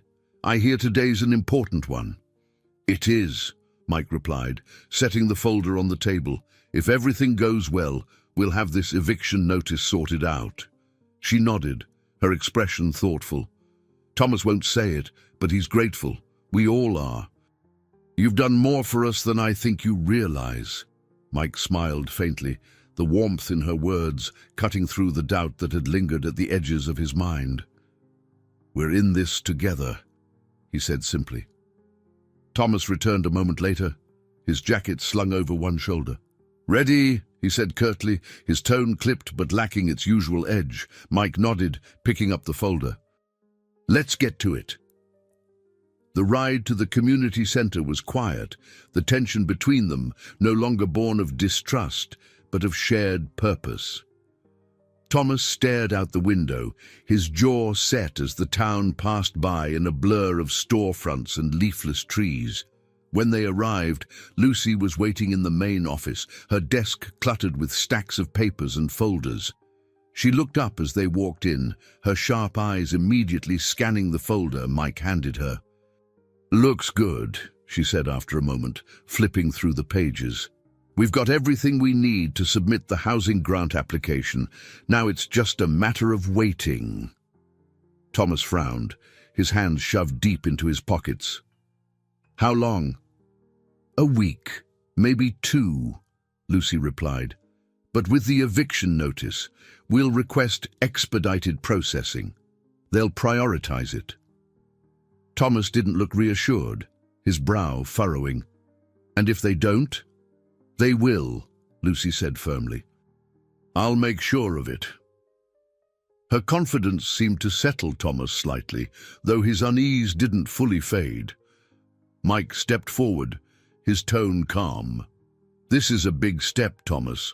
I know waiting is hard, but we've done everything we can. Now it's up to them." Thomas nodded reluctantly, his posture still tense. "Yeah, I guess." Lucy leaned back in her chair, studying him. "You've come a long way, Thomas. Whether you see it or not, this is a win."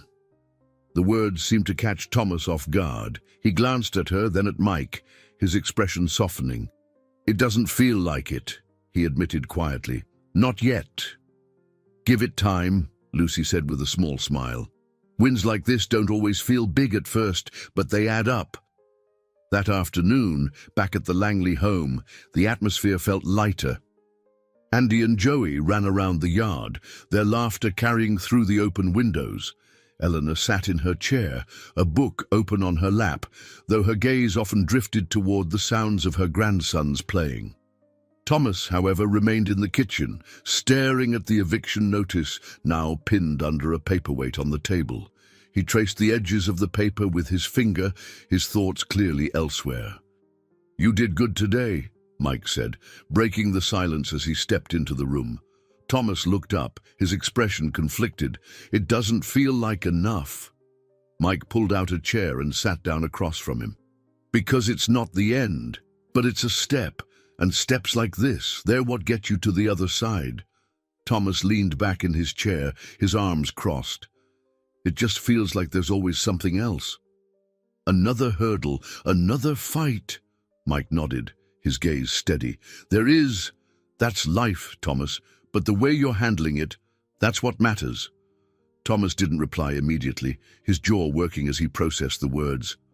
"I don't know how you do it," he said finally. "Keep pushing, even when it feels like it's all falling apart." Mike's expression softened. "Because I've been there, and I know what it's like to feel like the whole world's against you. But I also know it doesn't stay that way forever. You just have to keep moving." Thomas's eyes met his, a flicker of understanding passing between them. "Thanks," he said quietly, "for not giving up."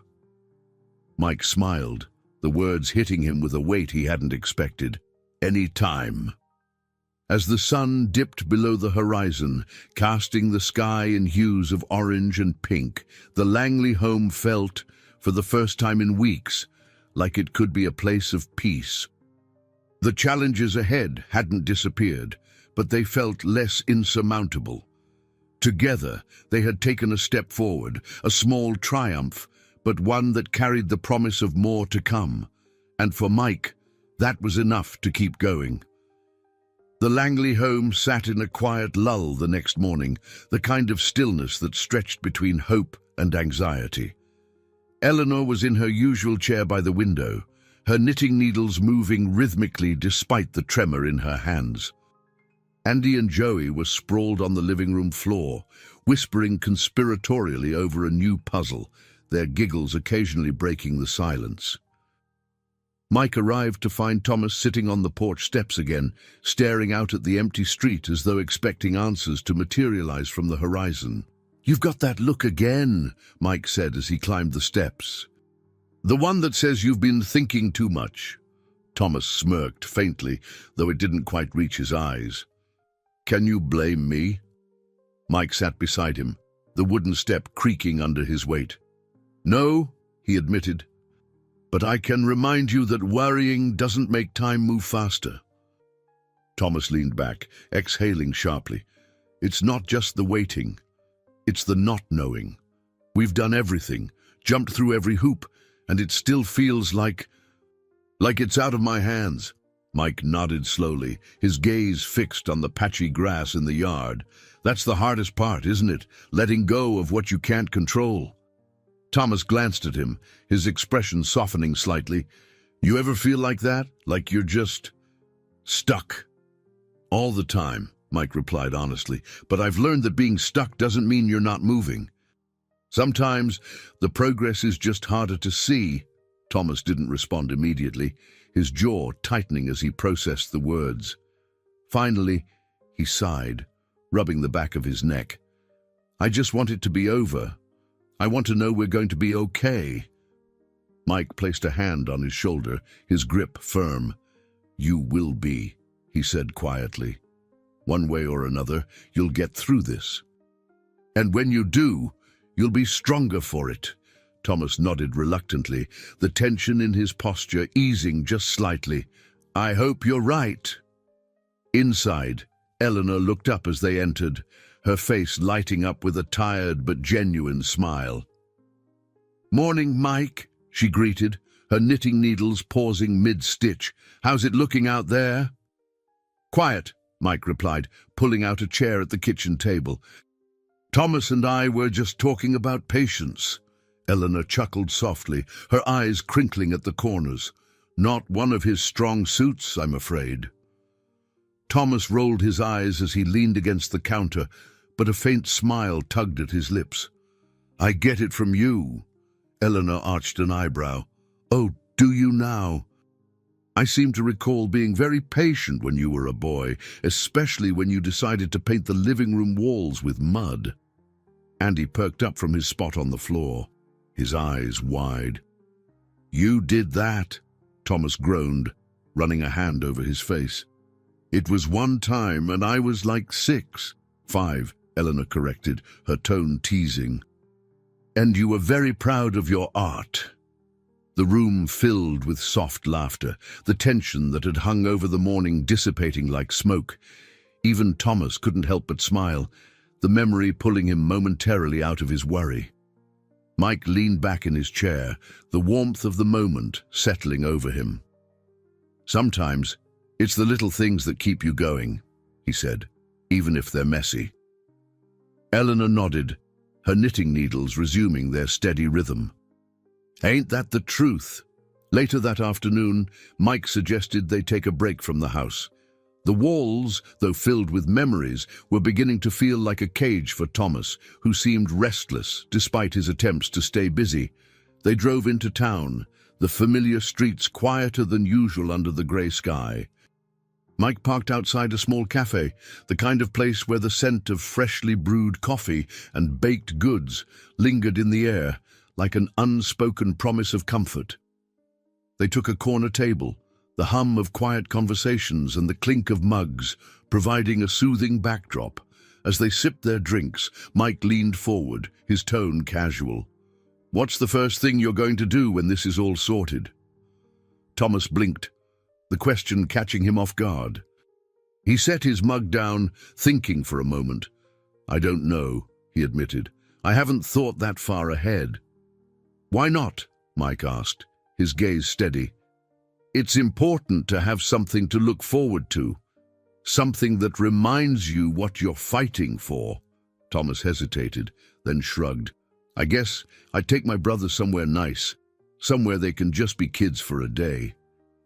Mike smiled, his chest tightening at the honesty in Thomas's voice.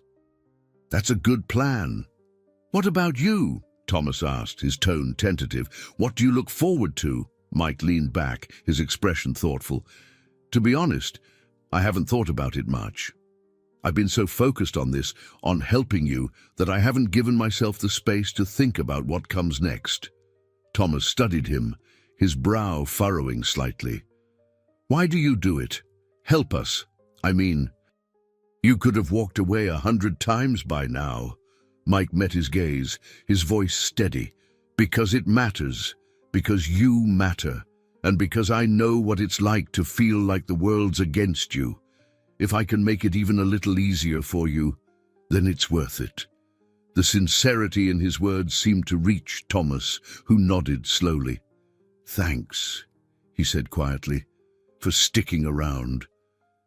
Mike smiled, the moment solidifying the bond they'd built over the past few weeks. Any time. As they returned to the Langley home, the clouds began to part, revealing patches of blue sky. The small house, though weathered, stood resilient against the changing light. For the first time in days, it felt like more than just a place of worry.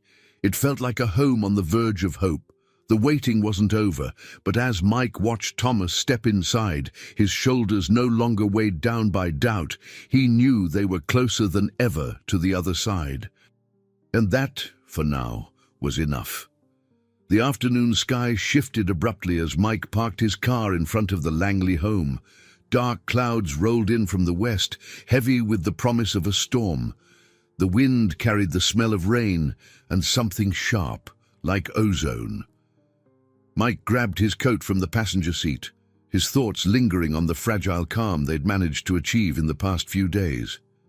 He knew from experience that calm was often the prelude to a storm, both in weather and in life.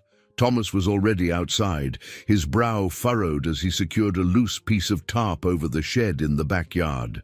The wind tugged at the fabric, and Mike saw him struggle, his movements quick and frustrated. He walked over, offering a steadying hand. "Looks like the weather's turning on us," Mike said, grabbing a corner of the tarp. "Yeah," Thomas muttered, his tone clipped. "Feels about right." Mike glanced at him, noting the tension in his posture. "Something on your mind?" Thomas hesitated, then shook his head. "It's nothing." "Doesn't look like nothing," Mike replied, securing the tarp before stepping back. "Talk to me." Thomas sighed, shoving his hands into his pockets. "It's just this waiting. It's driving me crazy. And now Grandma's coughing more. Joey says his shoes are falling apart, and Andy's been asking if we're going to have to move. I don't know how to keep telling them it's going to be fine when I don't even believe it myself." Mike nodded, letting the words settle between them before responding. "It's a lot to carry, Thomas, but you don't have to do it all at once. Focus on what's in front of you. The rest will come." Thomas looked at him, his frustration flickering into something softer. "That's easier said than done." "I know," Mike said gently, "but you've made it this far. That says something." Before Thomas could respond, a loud clap of thunder rolled across the sky, cutting through the tension. The first drops of rain began to fall, fat and cold. They hurried back to the house, the wind pushing at their backs. Inside, the house was warm, the smell of something cooking filling the small kitchen. Eleanor stood by the stove, stirring a pot of soup. She turned when they entered, her smile faint but genuine. "Caught in the rain?" she asked, her voice rasping slightly. "Not quite," Mike replied, hanging his coat on the back of a chair. "Looks like it's going to be a rough one, though." Eleanor nodded, her gaze drifting to the window. "Seems fitting. Storms always come when you least expect them." Mike glanced at Thomas, who had taken a seat at the table, his head resting in his hands. "Sometimes they clear the way for something better," Mike offered. Eleanor smiled faintly, but her eyes held a distant sadness. "Let's hope so." As they ate, the storm outside grew louder. The wind howled, rattling the windows, and the rain drummed steadily on the roof. Andy and Joey stayed close to the table, their usual chatter subdued. Even Thomas, who often wore his frustration like armor, seemed quieter than usual, his eyes fixed on the flickering light above the table. "I hate storms," Andy said suddenly, his voice small. Joey nodded, scooting closer to his brother. "Me too." Eleanor reached out, her frail hand resting on Andy's shoulder. "Storms don't last forever," she said gently. "They're loud and scary, but they always pass." Mike leaned forward, his voice steady. "Your grandma's right, and you've got a strong house here, strong people. Nothing's going to get through that." Andy glanced at him, his wide eyes searching for reassurance. "You promise?" Mike nodded firmly. "I promise." The hours stretched on, the storm refusing to ease. The power flickered once, then twice, before going out completely. Eleanor lit a few candles. their warm glow casting dancing shadows across the walls.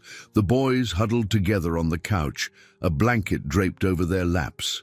Thomas stood by the window, staring out into the rain. "It's going to be fine," Mike said quietly as he joined him. Thomas glanced at him, his jaw tightening. "I know, it feels like everything's out of control, like no matter what I do, it's not enough." Mike placed a hand on his shoulder. "You're doing more than you realize, Thomas. For your brothers, for your grandmother, they see it even if you don't." Thomas nodded slowly, his gaze still fixed on the storm. "I just wish it didn't feel like we're always waiting for the next bad thing to happen." Mike's chest tightened at the words, but he kept his voice steady. "That's life sometimes. But you don't have to face it alone. And it won't always be like this. You've got people who care, who are willing to fight alongside you." Thomas didn't respond, but the tension in his shoulders seemed to ease. They stood in silence for a while, watching as the storm began to shift, the rain lessening and the wind calming. By the time the storm passed, the house had settled into an exhausted quiet. Andy and Joey had fallen asleep on the couch, their soft breathing a reminder of the innocence that still clung to them despite everything. Eleanor sat nearby, her eyes closed, the candlelight softening the lines of her face. Thomas was the last to turn in, lingering in the kitchen as Mike prepared to leave. He hesitated by the door, his expression unreadable. "Thanks," he said finally, his voice low, "for being here." Mike met his gaze, his own voice equally quiet. "Always." As he stepped out into the cool night air, the storm gone but its presence still lingering, Mike felt a flicker of hope. The road ahead was still uncertain, but the bonds they were building, the resilience they were finding in one another, they were enough to weather whatever came next. The morning after the storm dawned crisp and clear, the air fresh with the scent of wet earth. The Langley home sat in a kind of quiet stillness, as though recovering from the tension of the previous night. Mike arrived just as Thomas was finishing with the yard, gathering the scattered branches the storm had left in its wake. "You've been busy," Mike remarked, stepping out of his car. Thomas shrugged, tossing a branch onto a growing pile near the edge of the yard. "Keeps me from thinking too much." Mike nodded, walking over to help. "Not a bad way to handle it." They worked side by side for a while, the silence between them comfortable. As they gathered the last of the debris, Thomas finally spoke. "Lucy called this morning," he said, his tone neutral. "The grant went through." Mike looked at him, his brows lifting in surprise. "That's good news." "Yeah," Thomas replied, though his voice lacked the enthusiasm Mike had expected. He brushed his hands off on his jeans, avoiding Mike's gaze. "It's just one thing off a list that keeps getting longer." Mike placed a hand on his shoulder, his grip firm. "One thing is still progress. Don't lose sight of that." Thomas nodded but didn't reply, his expression unreadable. Inside the house, Eleanor was seated at the kitchen table, a notebook open in front of her. She looked up as they entered, her face lighting up faintly. "Mike," she greeted warmly, "you're just in time. I was going over some numbers." Mike pulled out a chair and sat down across from her, glancing at the neatly written columns in the notebook. "Budgeting. Trying to," she said with a tired smile. "I'm not sure how much good it'll do, but I figure it's better to have a plan than not." Mike nodded, his admiration for her quiet determination growing. "That's a good mindset." Thomas leaned against the counter, watching the exchange with an intensity that suggested he had something on his mind. Finally, he spoke, his voice quieter than usual. "We're making progress, right?" he asked, though it sounded more like a plea than a question. Eleanor looked up at him, her gaze soft but firm. "We are, Thomas. It might not feel like it yet, but every little bit helps." Thomas rubbed the back of his neck, his frustration flickering just beneath the surface. It just feels like we're treading water, like no matter what we do, we're one bad break away from sinking. Mike leaned forward, his voice steady. That's how it feels sometimes. But the important thing is that you're still moving, you're still fighting. Thomas met his gaze, his jaw tightening. What happens if we can't keep fighting? You will, Eleanor said firmly, her tone leaving no room for doubt. Because you always do. You're stronger than you think, Thomas. You always have been. The words seemed to strike something deep in Thomas, and he looked away, his shoulders slumping slightly. Later that afternoon, Lucy stopped by with another stack of papers, her expression serious but not unkind. She spread the documents out on the table, walking them through the next steps for the housing assistance and the upcoming clinic visit for Eleanor. This is all good progress, she said, her tone encouraging, but we need to stay on top of it. That means keeping records of everything, receipts, bills, anything they might ask for. Eleanor nodded, her fingers tracing the edge of the notebook she'd been working on. I can do that. Lucy glanced at Thomas, her gaze steady. And you need to keep focusing on your brothers. Stability starts with them feeling secure. Thomas frowned but nodded. I'm trying. You're doing more than trying, Mike added, his voice firm. You're doing it. Thomas glanced at him, his expression softening slightly. Yeah, he said quietly. Thanks. As the day wore on, the house seemed to settle into a rare rhythm of calm. Andy and Joey played outside, their laughter echoing through the open windows. Eleanor worked quietly on her budget, her pen moving steadily across the page. Even Thomas, though still restless, seemed lighter than he had in days. Mike stayed longer than usual, helping Eleanor organize her documents and playing a round of cards with the boys. By the time the sun began to set, casting the yard in hues of gold and orange, he felt a sense of accomplishment. Not just for the tangible progress they'd made, but for the small, fragile hope that seemed to be taking root in the family. As he prepared to leave, Thomas followed him to the porch. The evening air was cool, carrying the faint scent of the storm that had passed. For a moment, they stood in silence, watching as the last light faded from the sky. Thanks, Thomas said finally, his voice low. For everything. Mike turned to him, his expression serious. You don't have to thank me, Thomas. We're in this together.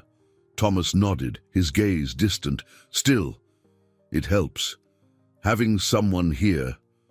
It makes it easier to believe things might actually get better. Mike smiled faintly, his chest tightening at the honesty in Thomas's words. They will. You've just got to keep holding on. As Mike walked to his car, the weight of the day lingered with him, but so did a renewed sense of purpose. The Langley family still had a long road ahead, but they weren't walking it alone. And for Mike, that made all the difference. The next morning, the Langley household stirred early, the faint buzz of activity signaling a sense of purpose. Eleanor was already in the kitchen, the smell of coffee wafting through the air as she shuffled through her growing stack of paperwork. Andy and Joey sat cross-legged on the living room floor, surrounded by crayons and scraps of paper, their laughter an occasional spark of life in the otherwise subdued atmosphere. Thomas, however, was restless. He stood by the front window, his arms crossed as he stared at the street. When Mike's car pulled into the driveway, Thomas let out a breath he hadn't realized he was holding. Mike stepped out, carrying a bag in one hand and a folder tucked under his arm. The crisp morning air seemed to energize him, his steps purposeful as he approached the house. Thomas opened the door before he could knock. "You're early," Thomas said, his tone hovering between surprise and relief. "Figured we'd get a head start," Mike replied, stepping inside and setting the bag on the kitchen table. Brought breakfast. Thought you could use a break from toast and cereal." Eleanor looked up, her eyes brightening. "Mike, you're spoiling us," she said with a faint smile. "Just making sure you're fueled for the day," he replied, pulling out a container of pastries and a thermos of fresh coffee. As the family settled around the table, the conversation turned to their plans. Lucy had called the night before, reminding them of the clinic appointment for Eleanor later that week and outlining the next steps for the housing grant. "Feels like we're juggling a dozen things at once," Eleanor said, her tone light but with an undercurrent of exhaustion. Mike nodded. "That's how it feels sometimes. But you're handling it better than most." Eleanor smiled faintly, but her attention was drawn to Thomas, who was unusually quiet. "What's on your mind, Thomas?" she asked gently. Thomas hesitated, then shook his head. "Just thinking." Eleanor's gaze lingered on him for a moment before she turned back to her coffee. Mike watched the exchange, making a mental note to check in with Thomas later. The morning unfolded in its usual rhythm, the family finding small ways to fill the hours while they waited for Lucy to drop off the next round of paperwork. The sound of the doorbell mid-morning broke the quiet, and Thomas opened the door to find an unfamiliar face on the porch. The man standing there was tall and wiry, his weathered face framed by salt and pepper hair. He wore a clean but well-worn jacket, his hands shoved into the pockets. His expression was hesitant, almost cautious. "Thomas?" the man asked, his voice low. Thomas froze, his eyes narrowing. "Who are you?" The man shifted his weight, his posture uneasy. "Name's Ethan. I'm a friend of your dad's. I've been out of town for a while, but I just heard about what happened." Thomas's grip on the door tightened. "That was over 2 years ago." "I know," Ethan said quickly, "and I'm sorry. I should have been here sooner." "But I'm here now, and I want to help." Thomas stared at him, his face unreadable. "Why now? Why not back then, when we actually needed someone?" Ethan's shoulders sagged slightly, his guilt palpable. "I don't have a good answer for that," he admitted, "but I heard you were in trouble, and I wanted to see if there was anything I could do." The tension in the doorway was thick, and Mike, sensing something was wrong, stepped forward. "Everything okay?" he asked, his tone calm but firm. Thomas glanced back at Mike, then stepped aside reluctantly. "This is Ethan," he said curtly. "Apparently, he knew my dad." Ethan offered Mike a hesitant nod. "I didn't mean to intrude. I wanted to check in." Mike studied the man, his instincts on high alert. "What kind of help are you offering?" "Anything I can," Ethan said. "I've got some contacts in town, people who might be able to speed things up with the housing or the clinic. I figured it couldn't hurt to try." Thomas crossed his arms, his skepticism clear. "And what do you get out of this?" Ethan met his gaze, his expression earnest.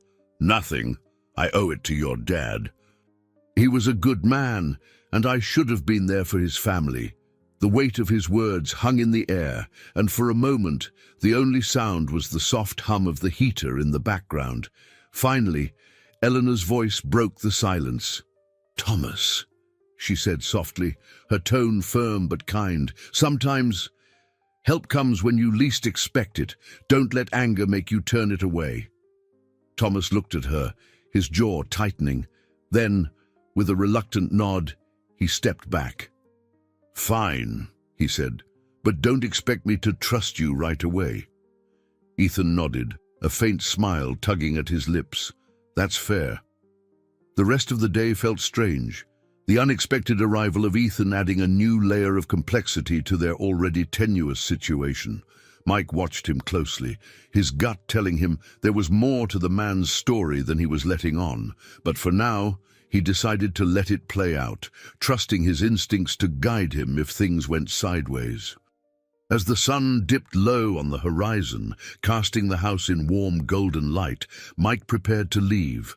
Thomas walked him to the door, his expression unreadable. "You think he's legit?" Thomas asked quietly, nodding toward the living room where Ethan sat talking with Eleanor. Mike hesitated, then nodded. "I think he means well, but keep your guard up." Thomas smirked faintly. "Already there?" Mike placed a hand on his shoulder, his grip firm.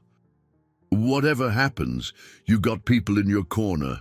Don't forget that." Thomas nodded, his gaze steady. "I won't." As Mike stepped into the cool evening air, he felt the weight of the day settle over him. The arrival of Ethan had stirred something in the Langley household, hope, perhaps, or unease. Either way, it was clear that the road ahead had just taken another unexpected turn. And for Mike, that meant staying vigilant, ready to guide them through whatever came next. The following day was overcast, the sky heavy with low-hanging clouds that muted the winter sunlight. Mike arrived at the Langley home later than usual, delayed by a long phone call with Lucy about the next steps for Eleanor's medical appointments.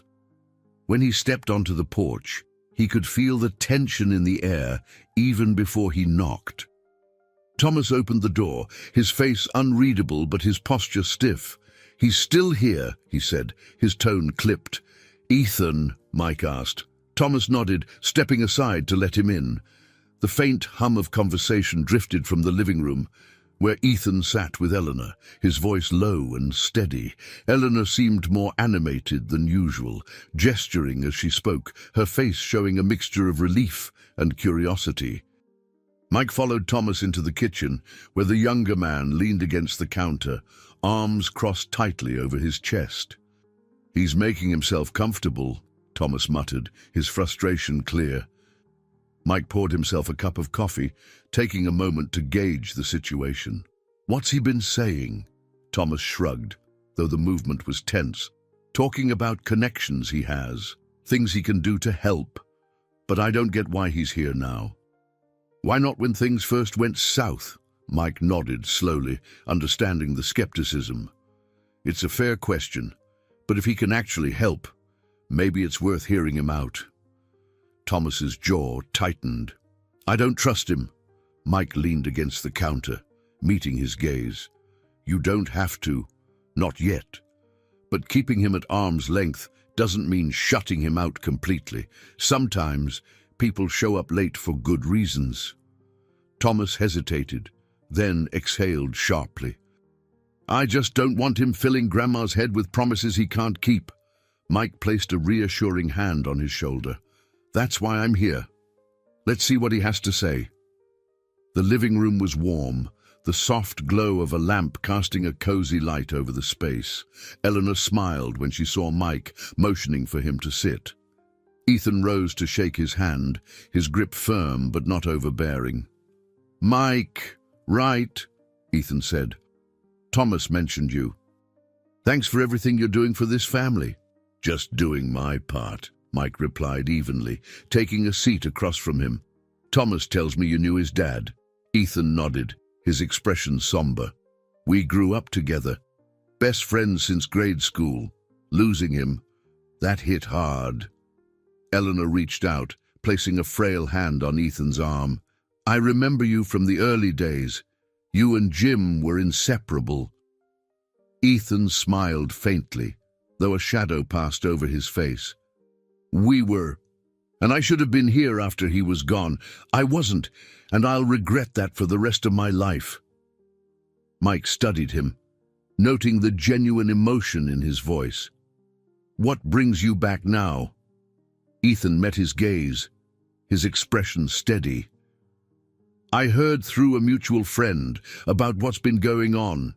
The eviction, Eleanor's health. I couldn't just stay away. I've got connections in town, people who owe me favors. I thought I could help." Eleanor smiled faintly. "It's good to see you again, Ethan. And if you can help, we'd be grateful. But you should know we've come a long way already, thanks to Mike and Lucy." Ethan nodded. "I don't doubt it. I'm not here to take over, just to add what I can." Mike leaned forward slightly, his tone measured. You mentioned connections. What kind of help are we talking about? Financial, mostly, Ethan said. I know someone who runs a local charity. They specialize in emergency housing and medical expenses.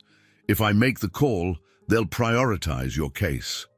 Eleanor's eyes brightened, but Thomas, standing in the doorway, scoffed softly. Convenient, he muttered. Ethan turned to him, his expression steady but not defensive. You've got every right to be skeptical, Thomas. I would be too. But I'm not asking you to trust me right away. Let me show you I mean what I say. Thomas crossed his arms, his gaze hard. Fine, but if you mess this up... I won't, Ethan interrupted, his tone calm but firm.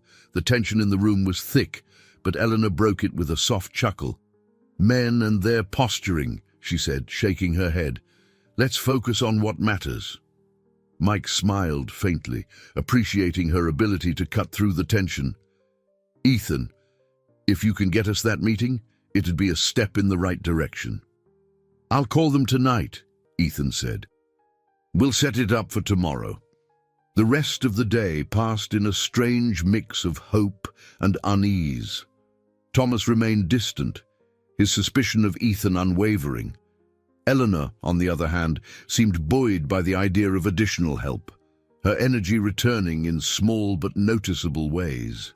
By evening, Mike found himself back in the kitchen with Thomas, the two of them sharing a quiet moment over cups of coffee. The sound of Andy and Joey playing upstairs filled the silence. You really think he's legit? Thomas asked, his voice low. Mike took a sip of his coffee, his expression thoughtful. I think he's trying. Whether that's enough, we'll see. But I don't think he's here to hurt you. Thomas stared into his mug, his jaw tightening. I just don't want to let my guard down and regret it. You're not letting your guard down, Mike said gently. You're giving someone a chance. There's a difference. Thomas nodded slowly, though his expression remained wary. I guess we'll see. Mike placed a hand on his shoulder, the gesture firm but reassuring. You've got this, Thomas, and you've got people who've got your back. As he left that evening, the clouds overhead began to part, revealing a faint sliver of moonlight. The path ahead was still uncertain, but for the first time in a while, it felt like they were gaining momentum. And for Mike, that was enough to keep moving forward. The day began with an unusual quietness in the Langley home. The morning light filtered through the windows, illuminating the living room where Andy and Joey were quietly building a Lego tower. Eleanor sat nearby, her knitting needles moving rhythmically, though her eyes often drifted toward the door. Thomas had been restless since sunrise, pacing between the kitchen and the porch, his irritation barely contained. When Mike arrived, he found Thomas outside, arms crossed as he leaned against the railing. The sharp chill in the air mirrored the tension in his posture.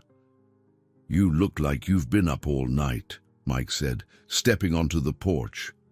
Thomas shrugged, his eyes fixed on the street. Couldn't sleep. Mike waited, sensing there was more. Finally, Thomas spoke, his voice low but edged with frustration. Ethan's supposed to call today about the meeting. Said he'd have everything lined up by now. And he hasn't? Mike asked. Thomas shook his head. Nope, and I'm starting to think he won't. Mike leaned against the railing beside him, his tone calm. It's still early. Let's give him the benefit of the doubt. Thomas shot him a skeptical look, but didn't argue. Instead, he shoved his hands into his pockets and muttered, We'll see. Inside, the mood was lighter. Joey and Andy had moved their Lego project to the kitchen table, proudly showing off their progress to Eleanor, who offered soft words of encouragement. When Mike joined them, Eleanor glanced up with a faint smile. Good morning, Mike, she greeted. How are you today? Better than your grandson, I think, Mike replied, nodding toward Thomas, who had just stepped inside, his frustration still evident. Eleanor sighed, setting her knitting aside. He's been on edge all morning. Can't blame him, I suppose. Mike pulled out a chair, his gaze steady on Thomas. Ethan hasn't called yet. No, Thomas said sharply, grabbing a glass of water from the sink. And I'm not holding my breath. Eleanor gave Mike a knowing look, her voice gentle. Maybe it's just taking him longer than expected. Things like this don't always move quickly. Thomas didn't respond, instead downing the water in one long gulp before setting the glass down with a loud clink. Yeah, well, maybe he's just full of it. Before anyone could reply, the sound of the doorbell echoed through the house. Thomas froze, his eyes narrowing as he glanced toward the front door. Without a word, he walked over and opened it. Ethan stood on the porch, his expression apologetic but determined. He held up his phone, as though it were proof of his efforts. "Sorry I'm late," Ethan said. "The meeting's set for this afternoon. Had to jump through a few hoops to make it happen." Thomas crossed his arms, his skepticism undimmed. "And we're supposed to just take your word for it?" Ethan held his ground, his tone calm but firm. "No, you're supposed to come with me and see for yourself." The tension between them was palpable, but before Thomas could respond, Eleanor's voice cut through the air. "Thomas," she said, her tone both gentle and admonishing, "give the man a chance. If he's made the effort to help, the least we can do is listen." Thomas clenched his jaw, but nodded reluctantly. "Fine. Let's go." The meeting was held at a small office downtown, the kind of unassuming building that housed countless non-profits and community organizations. The woman they met, Ms. Reed, was direct but kind, explaining the emergency housing assistance program in detail. Ethan sat beside Thomas, chiming in occasionally to clarify points or vouch for the Langley family's situation. Mike watched the interaction carefully. Ethan's demeanor was genuine, his commitment clear, but Thomas's tension never fully eased. He answered Ms. Reed's questions with clipped responses, his skepticism barely concealed.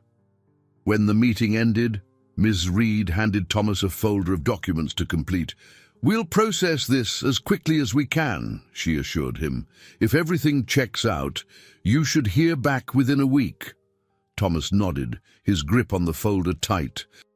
"Thanks." As they left the office, Ethan turned to him, his tone tentative. "See? Not so bad, right?" Thomas stopped, his eyes narrowing. "You think one meeting fixes everything?" Ethan raised his hands, his expression earnest. "No, but it's a step. I'm trying, Thomas. I just want to help." "Yeah, well, maybe you should have tried sooner," Thomas shot back, his frustration boiling over. "You waited 2 years to show up, and now you expect me to trust you." "It doesn't work that way." "Thomas," Mike said quietly, stepping between them. "That's enough." Thomas shook his head, his jaw tight. "I'm going home." He turned and walked away, leaving Mike and Ethan standing in tense silence. Back at the Langley house, the atmosphere was heavy. Thomas disappeared into his room, the sound of his door closing reverberating through the quiet home. Eleanor, sensing the mood, sent Andy and Joey outside to play, then joined Mike in the kitchen. "What happened?" she asked softly. Mike sighed, rubbing the back of his neck. "Thomas is angry.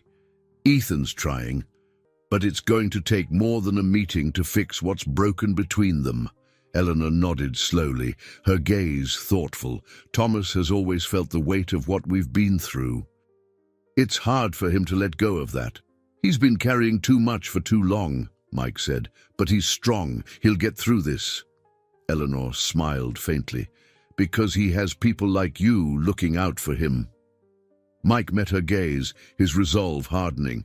"We're not giving up. Not on Thomas, not on any of this." As the sun began to set, casting long shadows across the yard, Mike stepped outside to check on the boys. The air was cool, the quiet hum of the neighborhood punctuated by their laughter. It was a small reminder of what they were fighting for: peace, stability, a chance at something better. And for Mike, that was reason enough to keep going. The air inside the Langley home felt charged with tension the next morning, like the moments before a storm breaks. Mike arrived to find Eleanor seated at the kitchen table, her hands folded tightly over the edge of a notebook.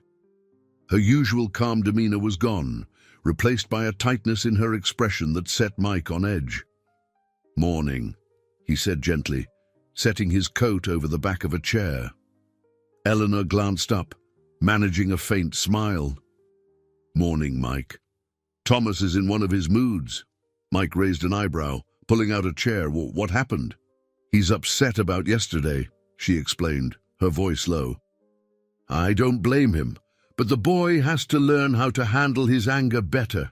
Mike nodded thoughtfully. "Where is he now?" "Out back," Eleanor said, gesturing toward the window. "Said he needed space." Mike stepped outside, finding Thomas leaning against the shed, his arms crossed and his face dark with frustration. He looked up when Mike approached, but didn't say anything. His expression closed off.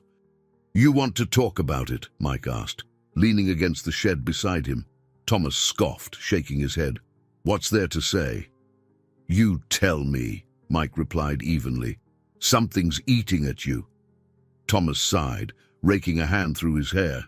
"It's just Ethan. He comes out of nowhere, acts like he's here to save the day, and I'm supposed to be okay with it." Mike gave him a measured look. "You don't have to be okay with it." "But shutting him out doesn't help either." Thomas let out a bitter laugh. "You sound like Grandma." "Smart woman," Mike said with a faint smile. "She's been through enough to know when to let go of a grudge." Thomas's jaw tightened. "It's not a grudge. I don't know what it is. I just can't trust him." Mike placed a hand on his shoulder, his grip firm. "Trust takes time. No one's saying you have to give it to him right now. But give him a chance to prove himself." Thomas didn't respond immediately, his gaze fixed on the patchy grass beneath his feet. Finally, he nodded reluctantly. "I'll try." Later that afternoon, Ethan returned, his demeanor noticeably subdued. He greeted Eleanor warmly, but kept a respectful distance from Thomas, clearly aware of the younger man's lingering unease.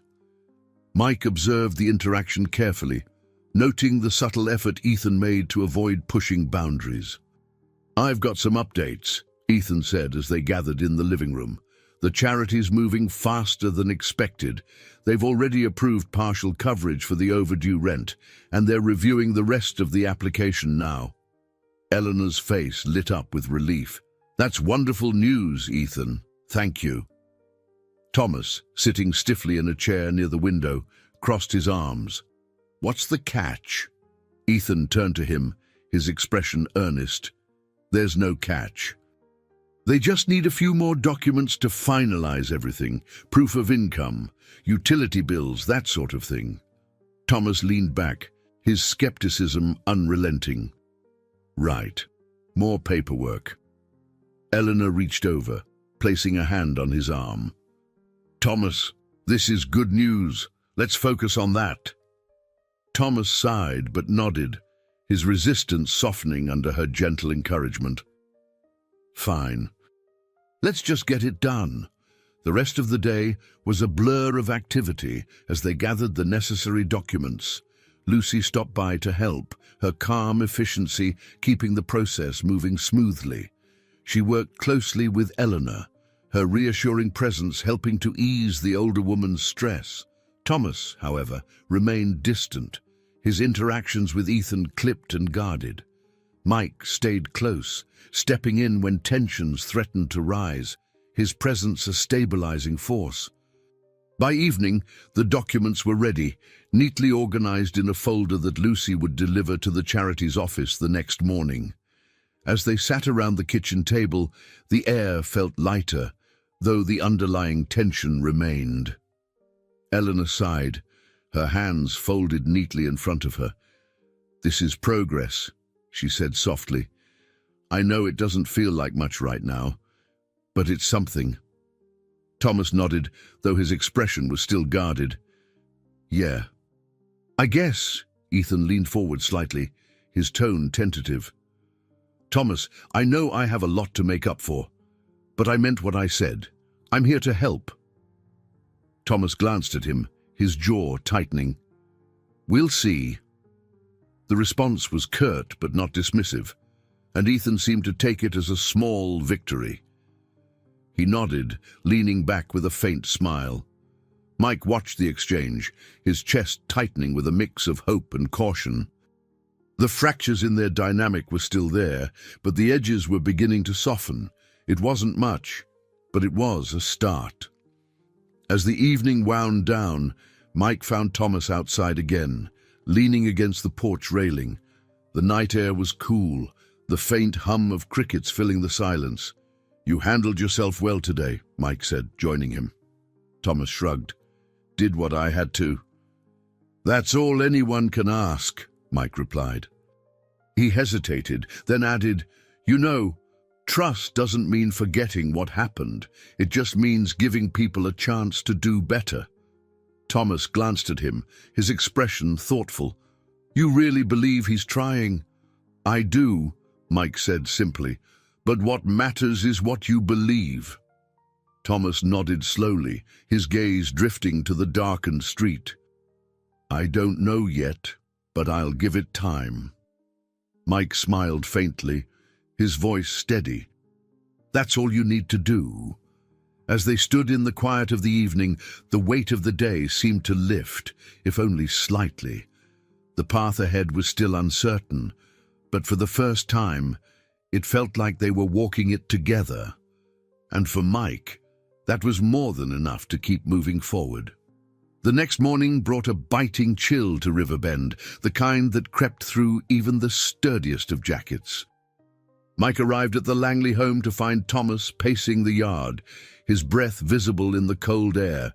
He wore a scowl that deepened when he saw Mike approaching. "What's going on?" Mike asked, his tone measured. Thomas gestured toward the house with a sharp motion. "He's back," he muttered. "Ethan said he's got another idea, another favor to call in." Mike frowned, sensing that Thomas's irritation ran deeper than he was letting on. "Did he say what kind of favor?" Thomas shook his head, his hands stuffed into his pockets. "No, but I'm guessing it's something big. Grandma seems all for it, of course." Mike sighed, motioning for Thomas to follow him inside. "Let's hear him out." The tension in the living room was palpable as they entered.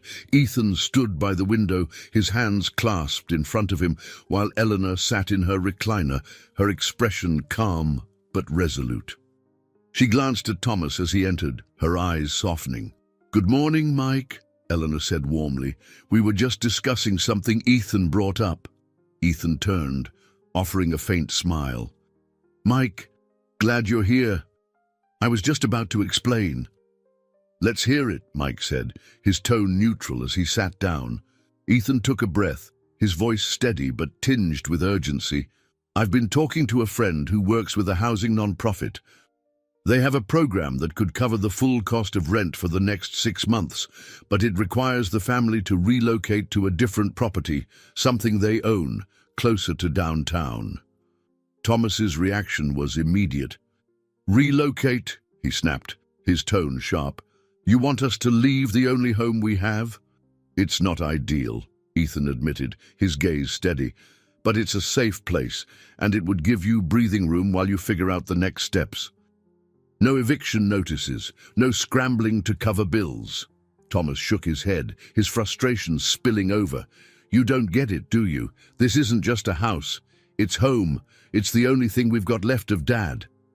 Eleanor sighed, her hands resting lightly on her lap. "Thomas, I understand how you feel, but this might be our best option. We've been fighting to stay here, but maybe it's time to think about what's best for all of us." "What's best?" Thomas repeated, his voice rising. "What's best is not giving up, not letting someone else decide what we're worth." Mike stepped in, his tone firm but calm. Thomas, no one's saying you're giving up. This is about survival, about giving your brothers and your grandmother a stable place to live. Thomas turned to him, his jaw tight. Easy for you to say. You're not the one losing everything. The words stung, but Mike kept his expression steady. I get it, Thomas, I do, but sometimes you have to let go of the fight to save the people you're fighting for. Thomas let out a bitter laugh, pacing the room. I can't believe you're taking his side. Ethan, who had remained silent during the exchange, finally spoke.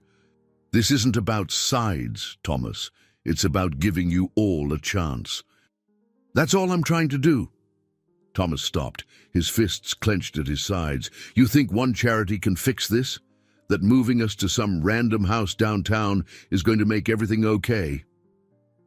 It's a step, Ethan said quietly. It's not perfect, but it's something. Thomas's gaze flicked to Eleanor, his voice trembling with anger and desperation. And you're okay with this?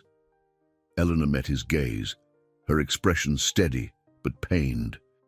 I want what's best for this family, Thomas. If that means starting over, then yes, I'm okay with it. The room fell silent, the weight of her words settling over them. Thomas looked away, his shoulders slumping. I can't do this, he muttered, storming out of the house and slamming the door behind him.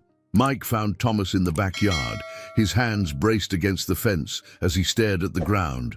He approached cautiously, his steps deliberate. You want to talk? Mike asked. Thomas shook his head, his voice tight. No. Mike leaned against the fence beside him, giving him space.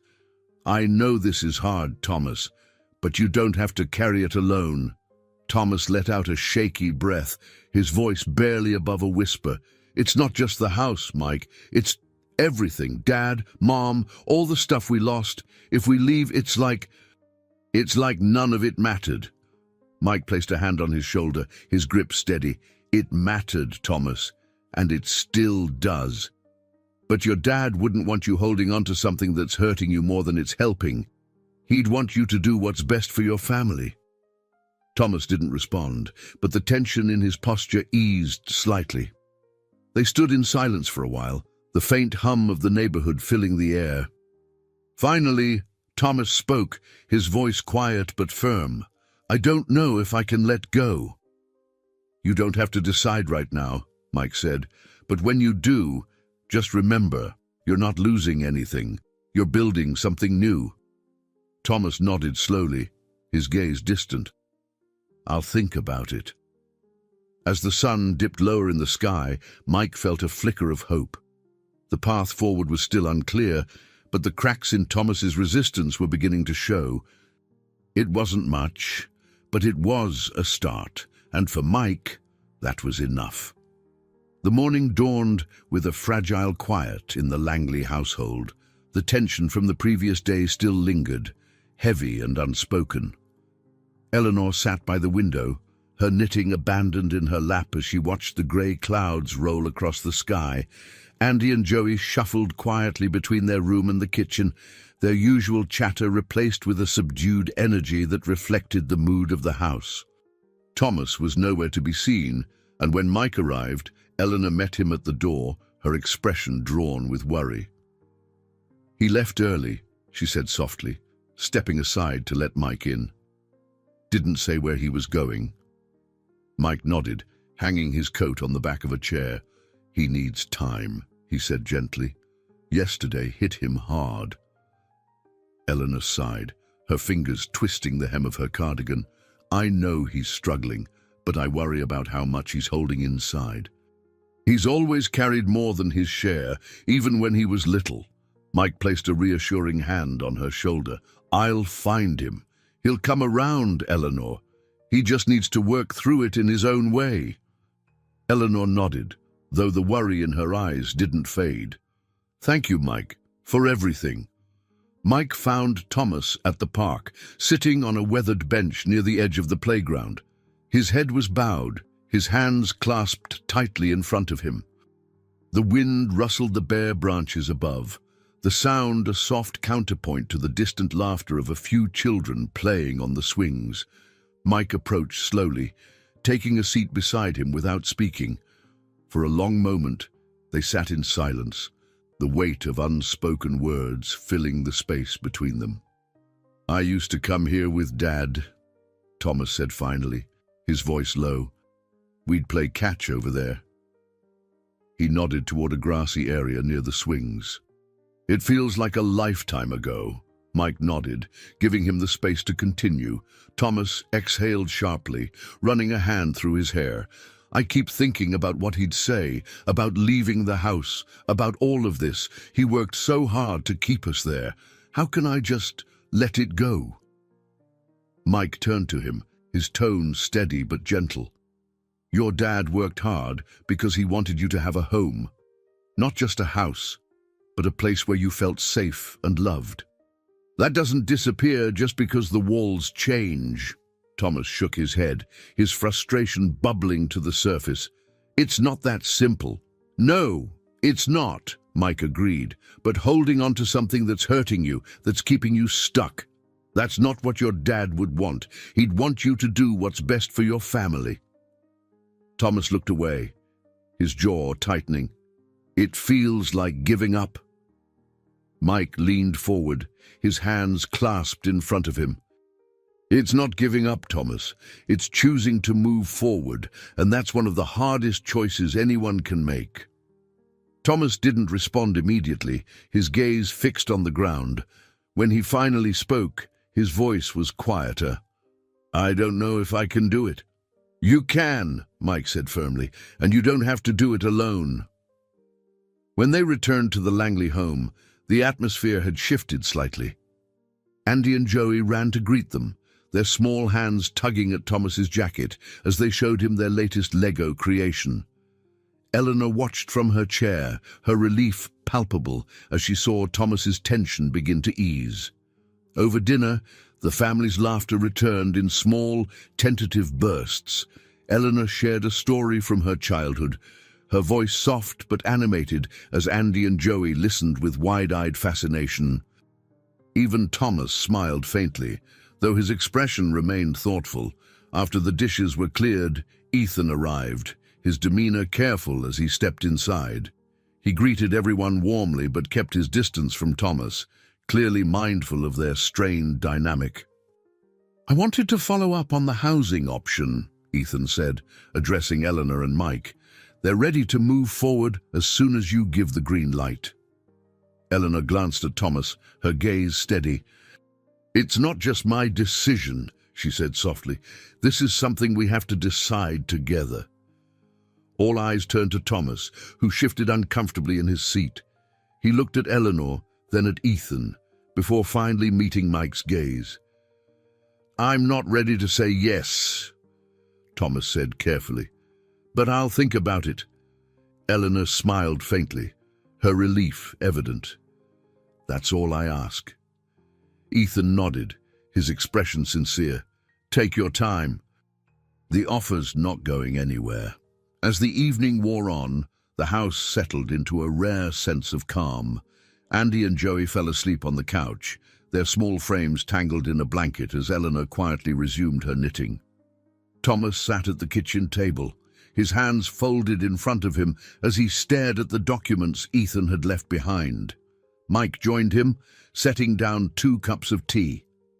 "Big decision," he said simply. Thomas nodded, his expression distant. "Feels like everything's riding on it." "It's not," Mike said gently. "This is one choice, one step. No matter what you decide, you'll find a way forward. You always do." Thomas looked at him, his expression softening slightly. "Thanks, Mike, for sticking around." Mike smiled, his voice steady. "Always." As the night deepened, Thomas continued to sit at the table, the weight of the decision evident in the set of his shoulders. But for the first time, there was a glimmer of resolve in his eyes, a quiet determination that hinted at the strength he was beginning to rediscover. And for Mike, that was enough. The following morning, The Langley home buzzed with quiet activity. Eleanor stood at the kitchen counter, carefully chopping vegetables for a stew, while Andy and Joey worked on a puzzle spread across the living room floor. The light pouring in through the windows softened the edges of the tension that had settled over the house in recent weeks, though it hadn't disappeared entirely. Thomas sat at the kitchen table, a stack of papers in front of him. His brow furrowed as he stared at the housing agreement Ethan had left behind, his fingers drumming against the edge of the table. When Mike arrived, Thomas barely looked up, his focus locked on the document as though it might reveal something new if he studied it hard enough. "Morning," Mike greeted, hanging his coat on the back of a chair. "You've been at this a while." Thomas nodded, exhaling sharply. "Feels like every word is shouting at me." Mike sat down across from him, his gaze steady. "What's it saying?" "That I'm about to make the biggest mistake of my life," Thomas muttered, his frustration evident. "Or maybe the right choice. I don't even know anymore." Eleanor turned from the counter, her voice gentle but firm. "Thomas, you've always had good instincts. Trust them. They've gotten us this far." Thomas ran a hand through his hair, his expression conflicted. "What if they're wrong this time?" Mike leaned forward, resting his elbows on the table. "Then you adjust. No decision is final, Thomas. What matters is that you're making the best choice with what you know right now." Thomas stared at the paper for another moment before pushing it away, leaning back in his chair. "It's not just about me. This affects everyone." "And everyone trusts you to do what's right," Eleanor said softly. "We always have." Her words hung in the air, their weight settling over the room. Andy and Joey glanced up from their puzzle, sensing the importance of the moment even if they didn't fully understand it. Ethan arrived later that afternoon, his demeanor cautious as he stepped inside. He greeted Eleanor warmly and nodded to Thomas, who acknowledged him with a tight but civil nod. "Any thoughts?" Ethan asked, gesturing toward the housing agreement. Thomas crossed his arms, his jaw tight. "I've been thinking about it all morning." "And?" Ethan prompted. Thomas hesitated, his gaze flicking to Eleanor, then to Mike, before finally landing back on Ethan. "We'll do it," he said quietly. "But on one condition." Ethan nodded, his posture attentive. "Name it." "We do this my way," Thomas said firmly. "No more surprises, no more decisions made without me knowing every detail.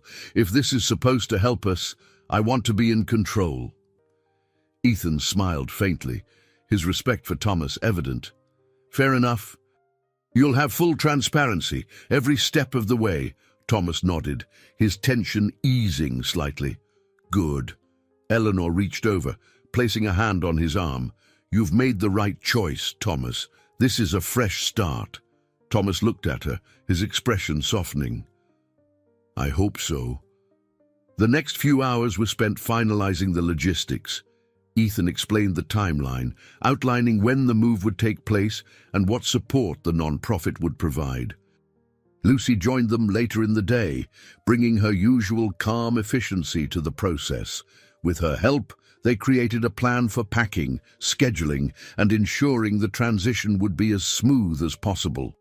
For the first time in weeks, the atmosphere in the Langley home felt lighter. Andy and Joey buzzed with excitement at the prospect of a new house, asking a flurry of questions about their future rooms and the neighborhood. Even Eleanor seemed more relaxed, her laughter coming more easily as she watched her grandson's enthusiasm. Thomas, however, remained reserved. He worked diligently alongside Lucy and Ethan, but his quiet intensity suggested he was still wrestling with the weight of the decision. Mike stayed close, stepping in when needed, but giving Thomas the space to process in his own way. That evening, after the paperwork was signed and Ethan had left, Mike found Thomas sitting on the porch. The air was crisp and clear, the faint scent of wood smoke drifting from a nearby chimney. The street was quiet, the houses bathed in the soft glow of porch lights. Long day, Mike said, sitting beside him. Thomas nodded, his gaze fixed on the horizon. Feels like the longest one yet. Mike leaned back, his hands resting on his knees. How are you feeling about everything? Thomas hesitated, then shrugged. I don't know, relieved, I guess. But scared, too. Like I'm giving up something I can't get back. You're not giving up, Mike said gently. You're making room for something new, something better. Thomas looked at him, his expression conflicted. I want to believe that. I'm not there yet. Mike placed a hand on his shoulder, his grip firm but reassuring. You'll get there. You've done the hard part, choosing to move forward. The rest will come. Thomas nodded slowly, his shoulders relaxing slightly. Thanks, Mike, for everything. Always, Mike said, his voice steady. As they sat together in the quiet of the evening, the weight of the decision seemed to ease, if only slightly. The road ahead was still uncertain, but for the first time, it felt like the Langley family was stepping onto solid ground. And for Mike, that was enough to keep going. I hope you enjoyed today's story. Subscribe to the channel so you don't miss more stories like this. Leave a like and comment below what you thought of the story. See you in the next video.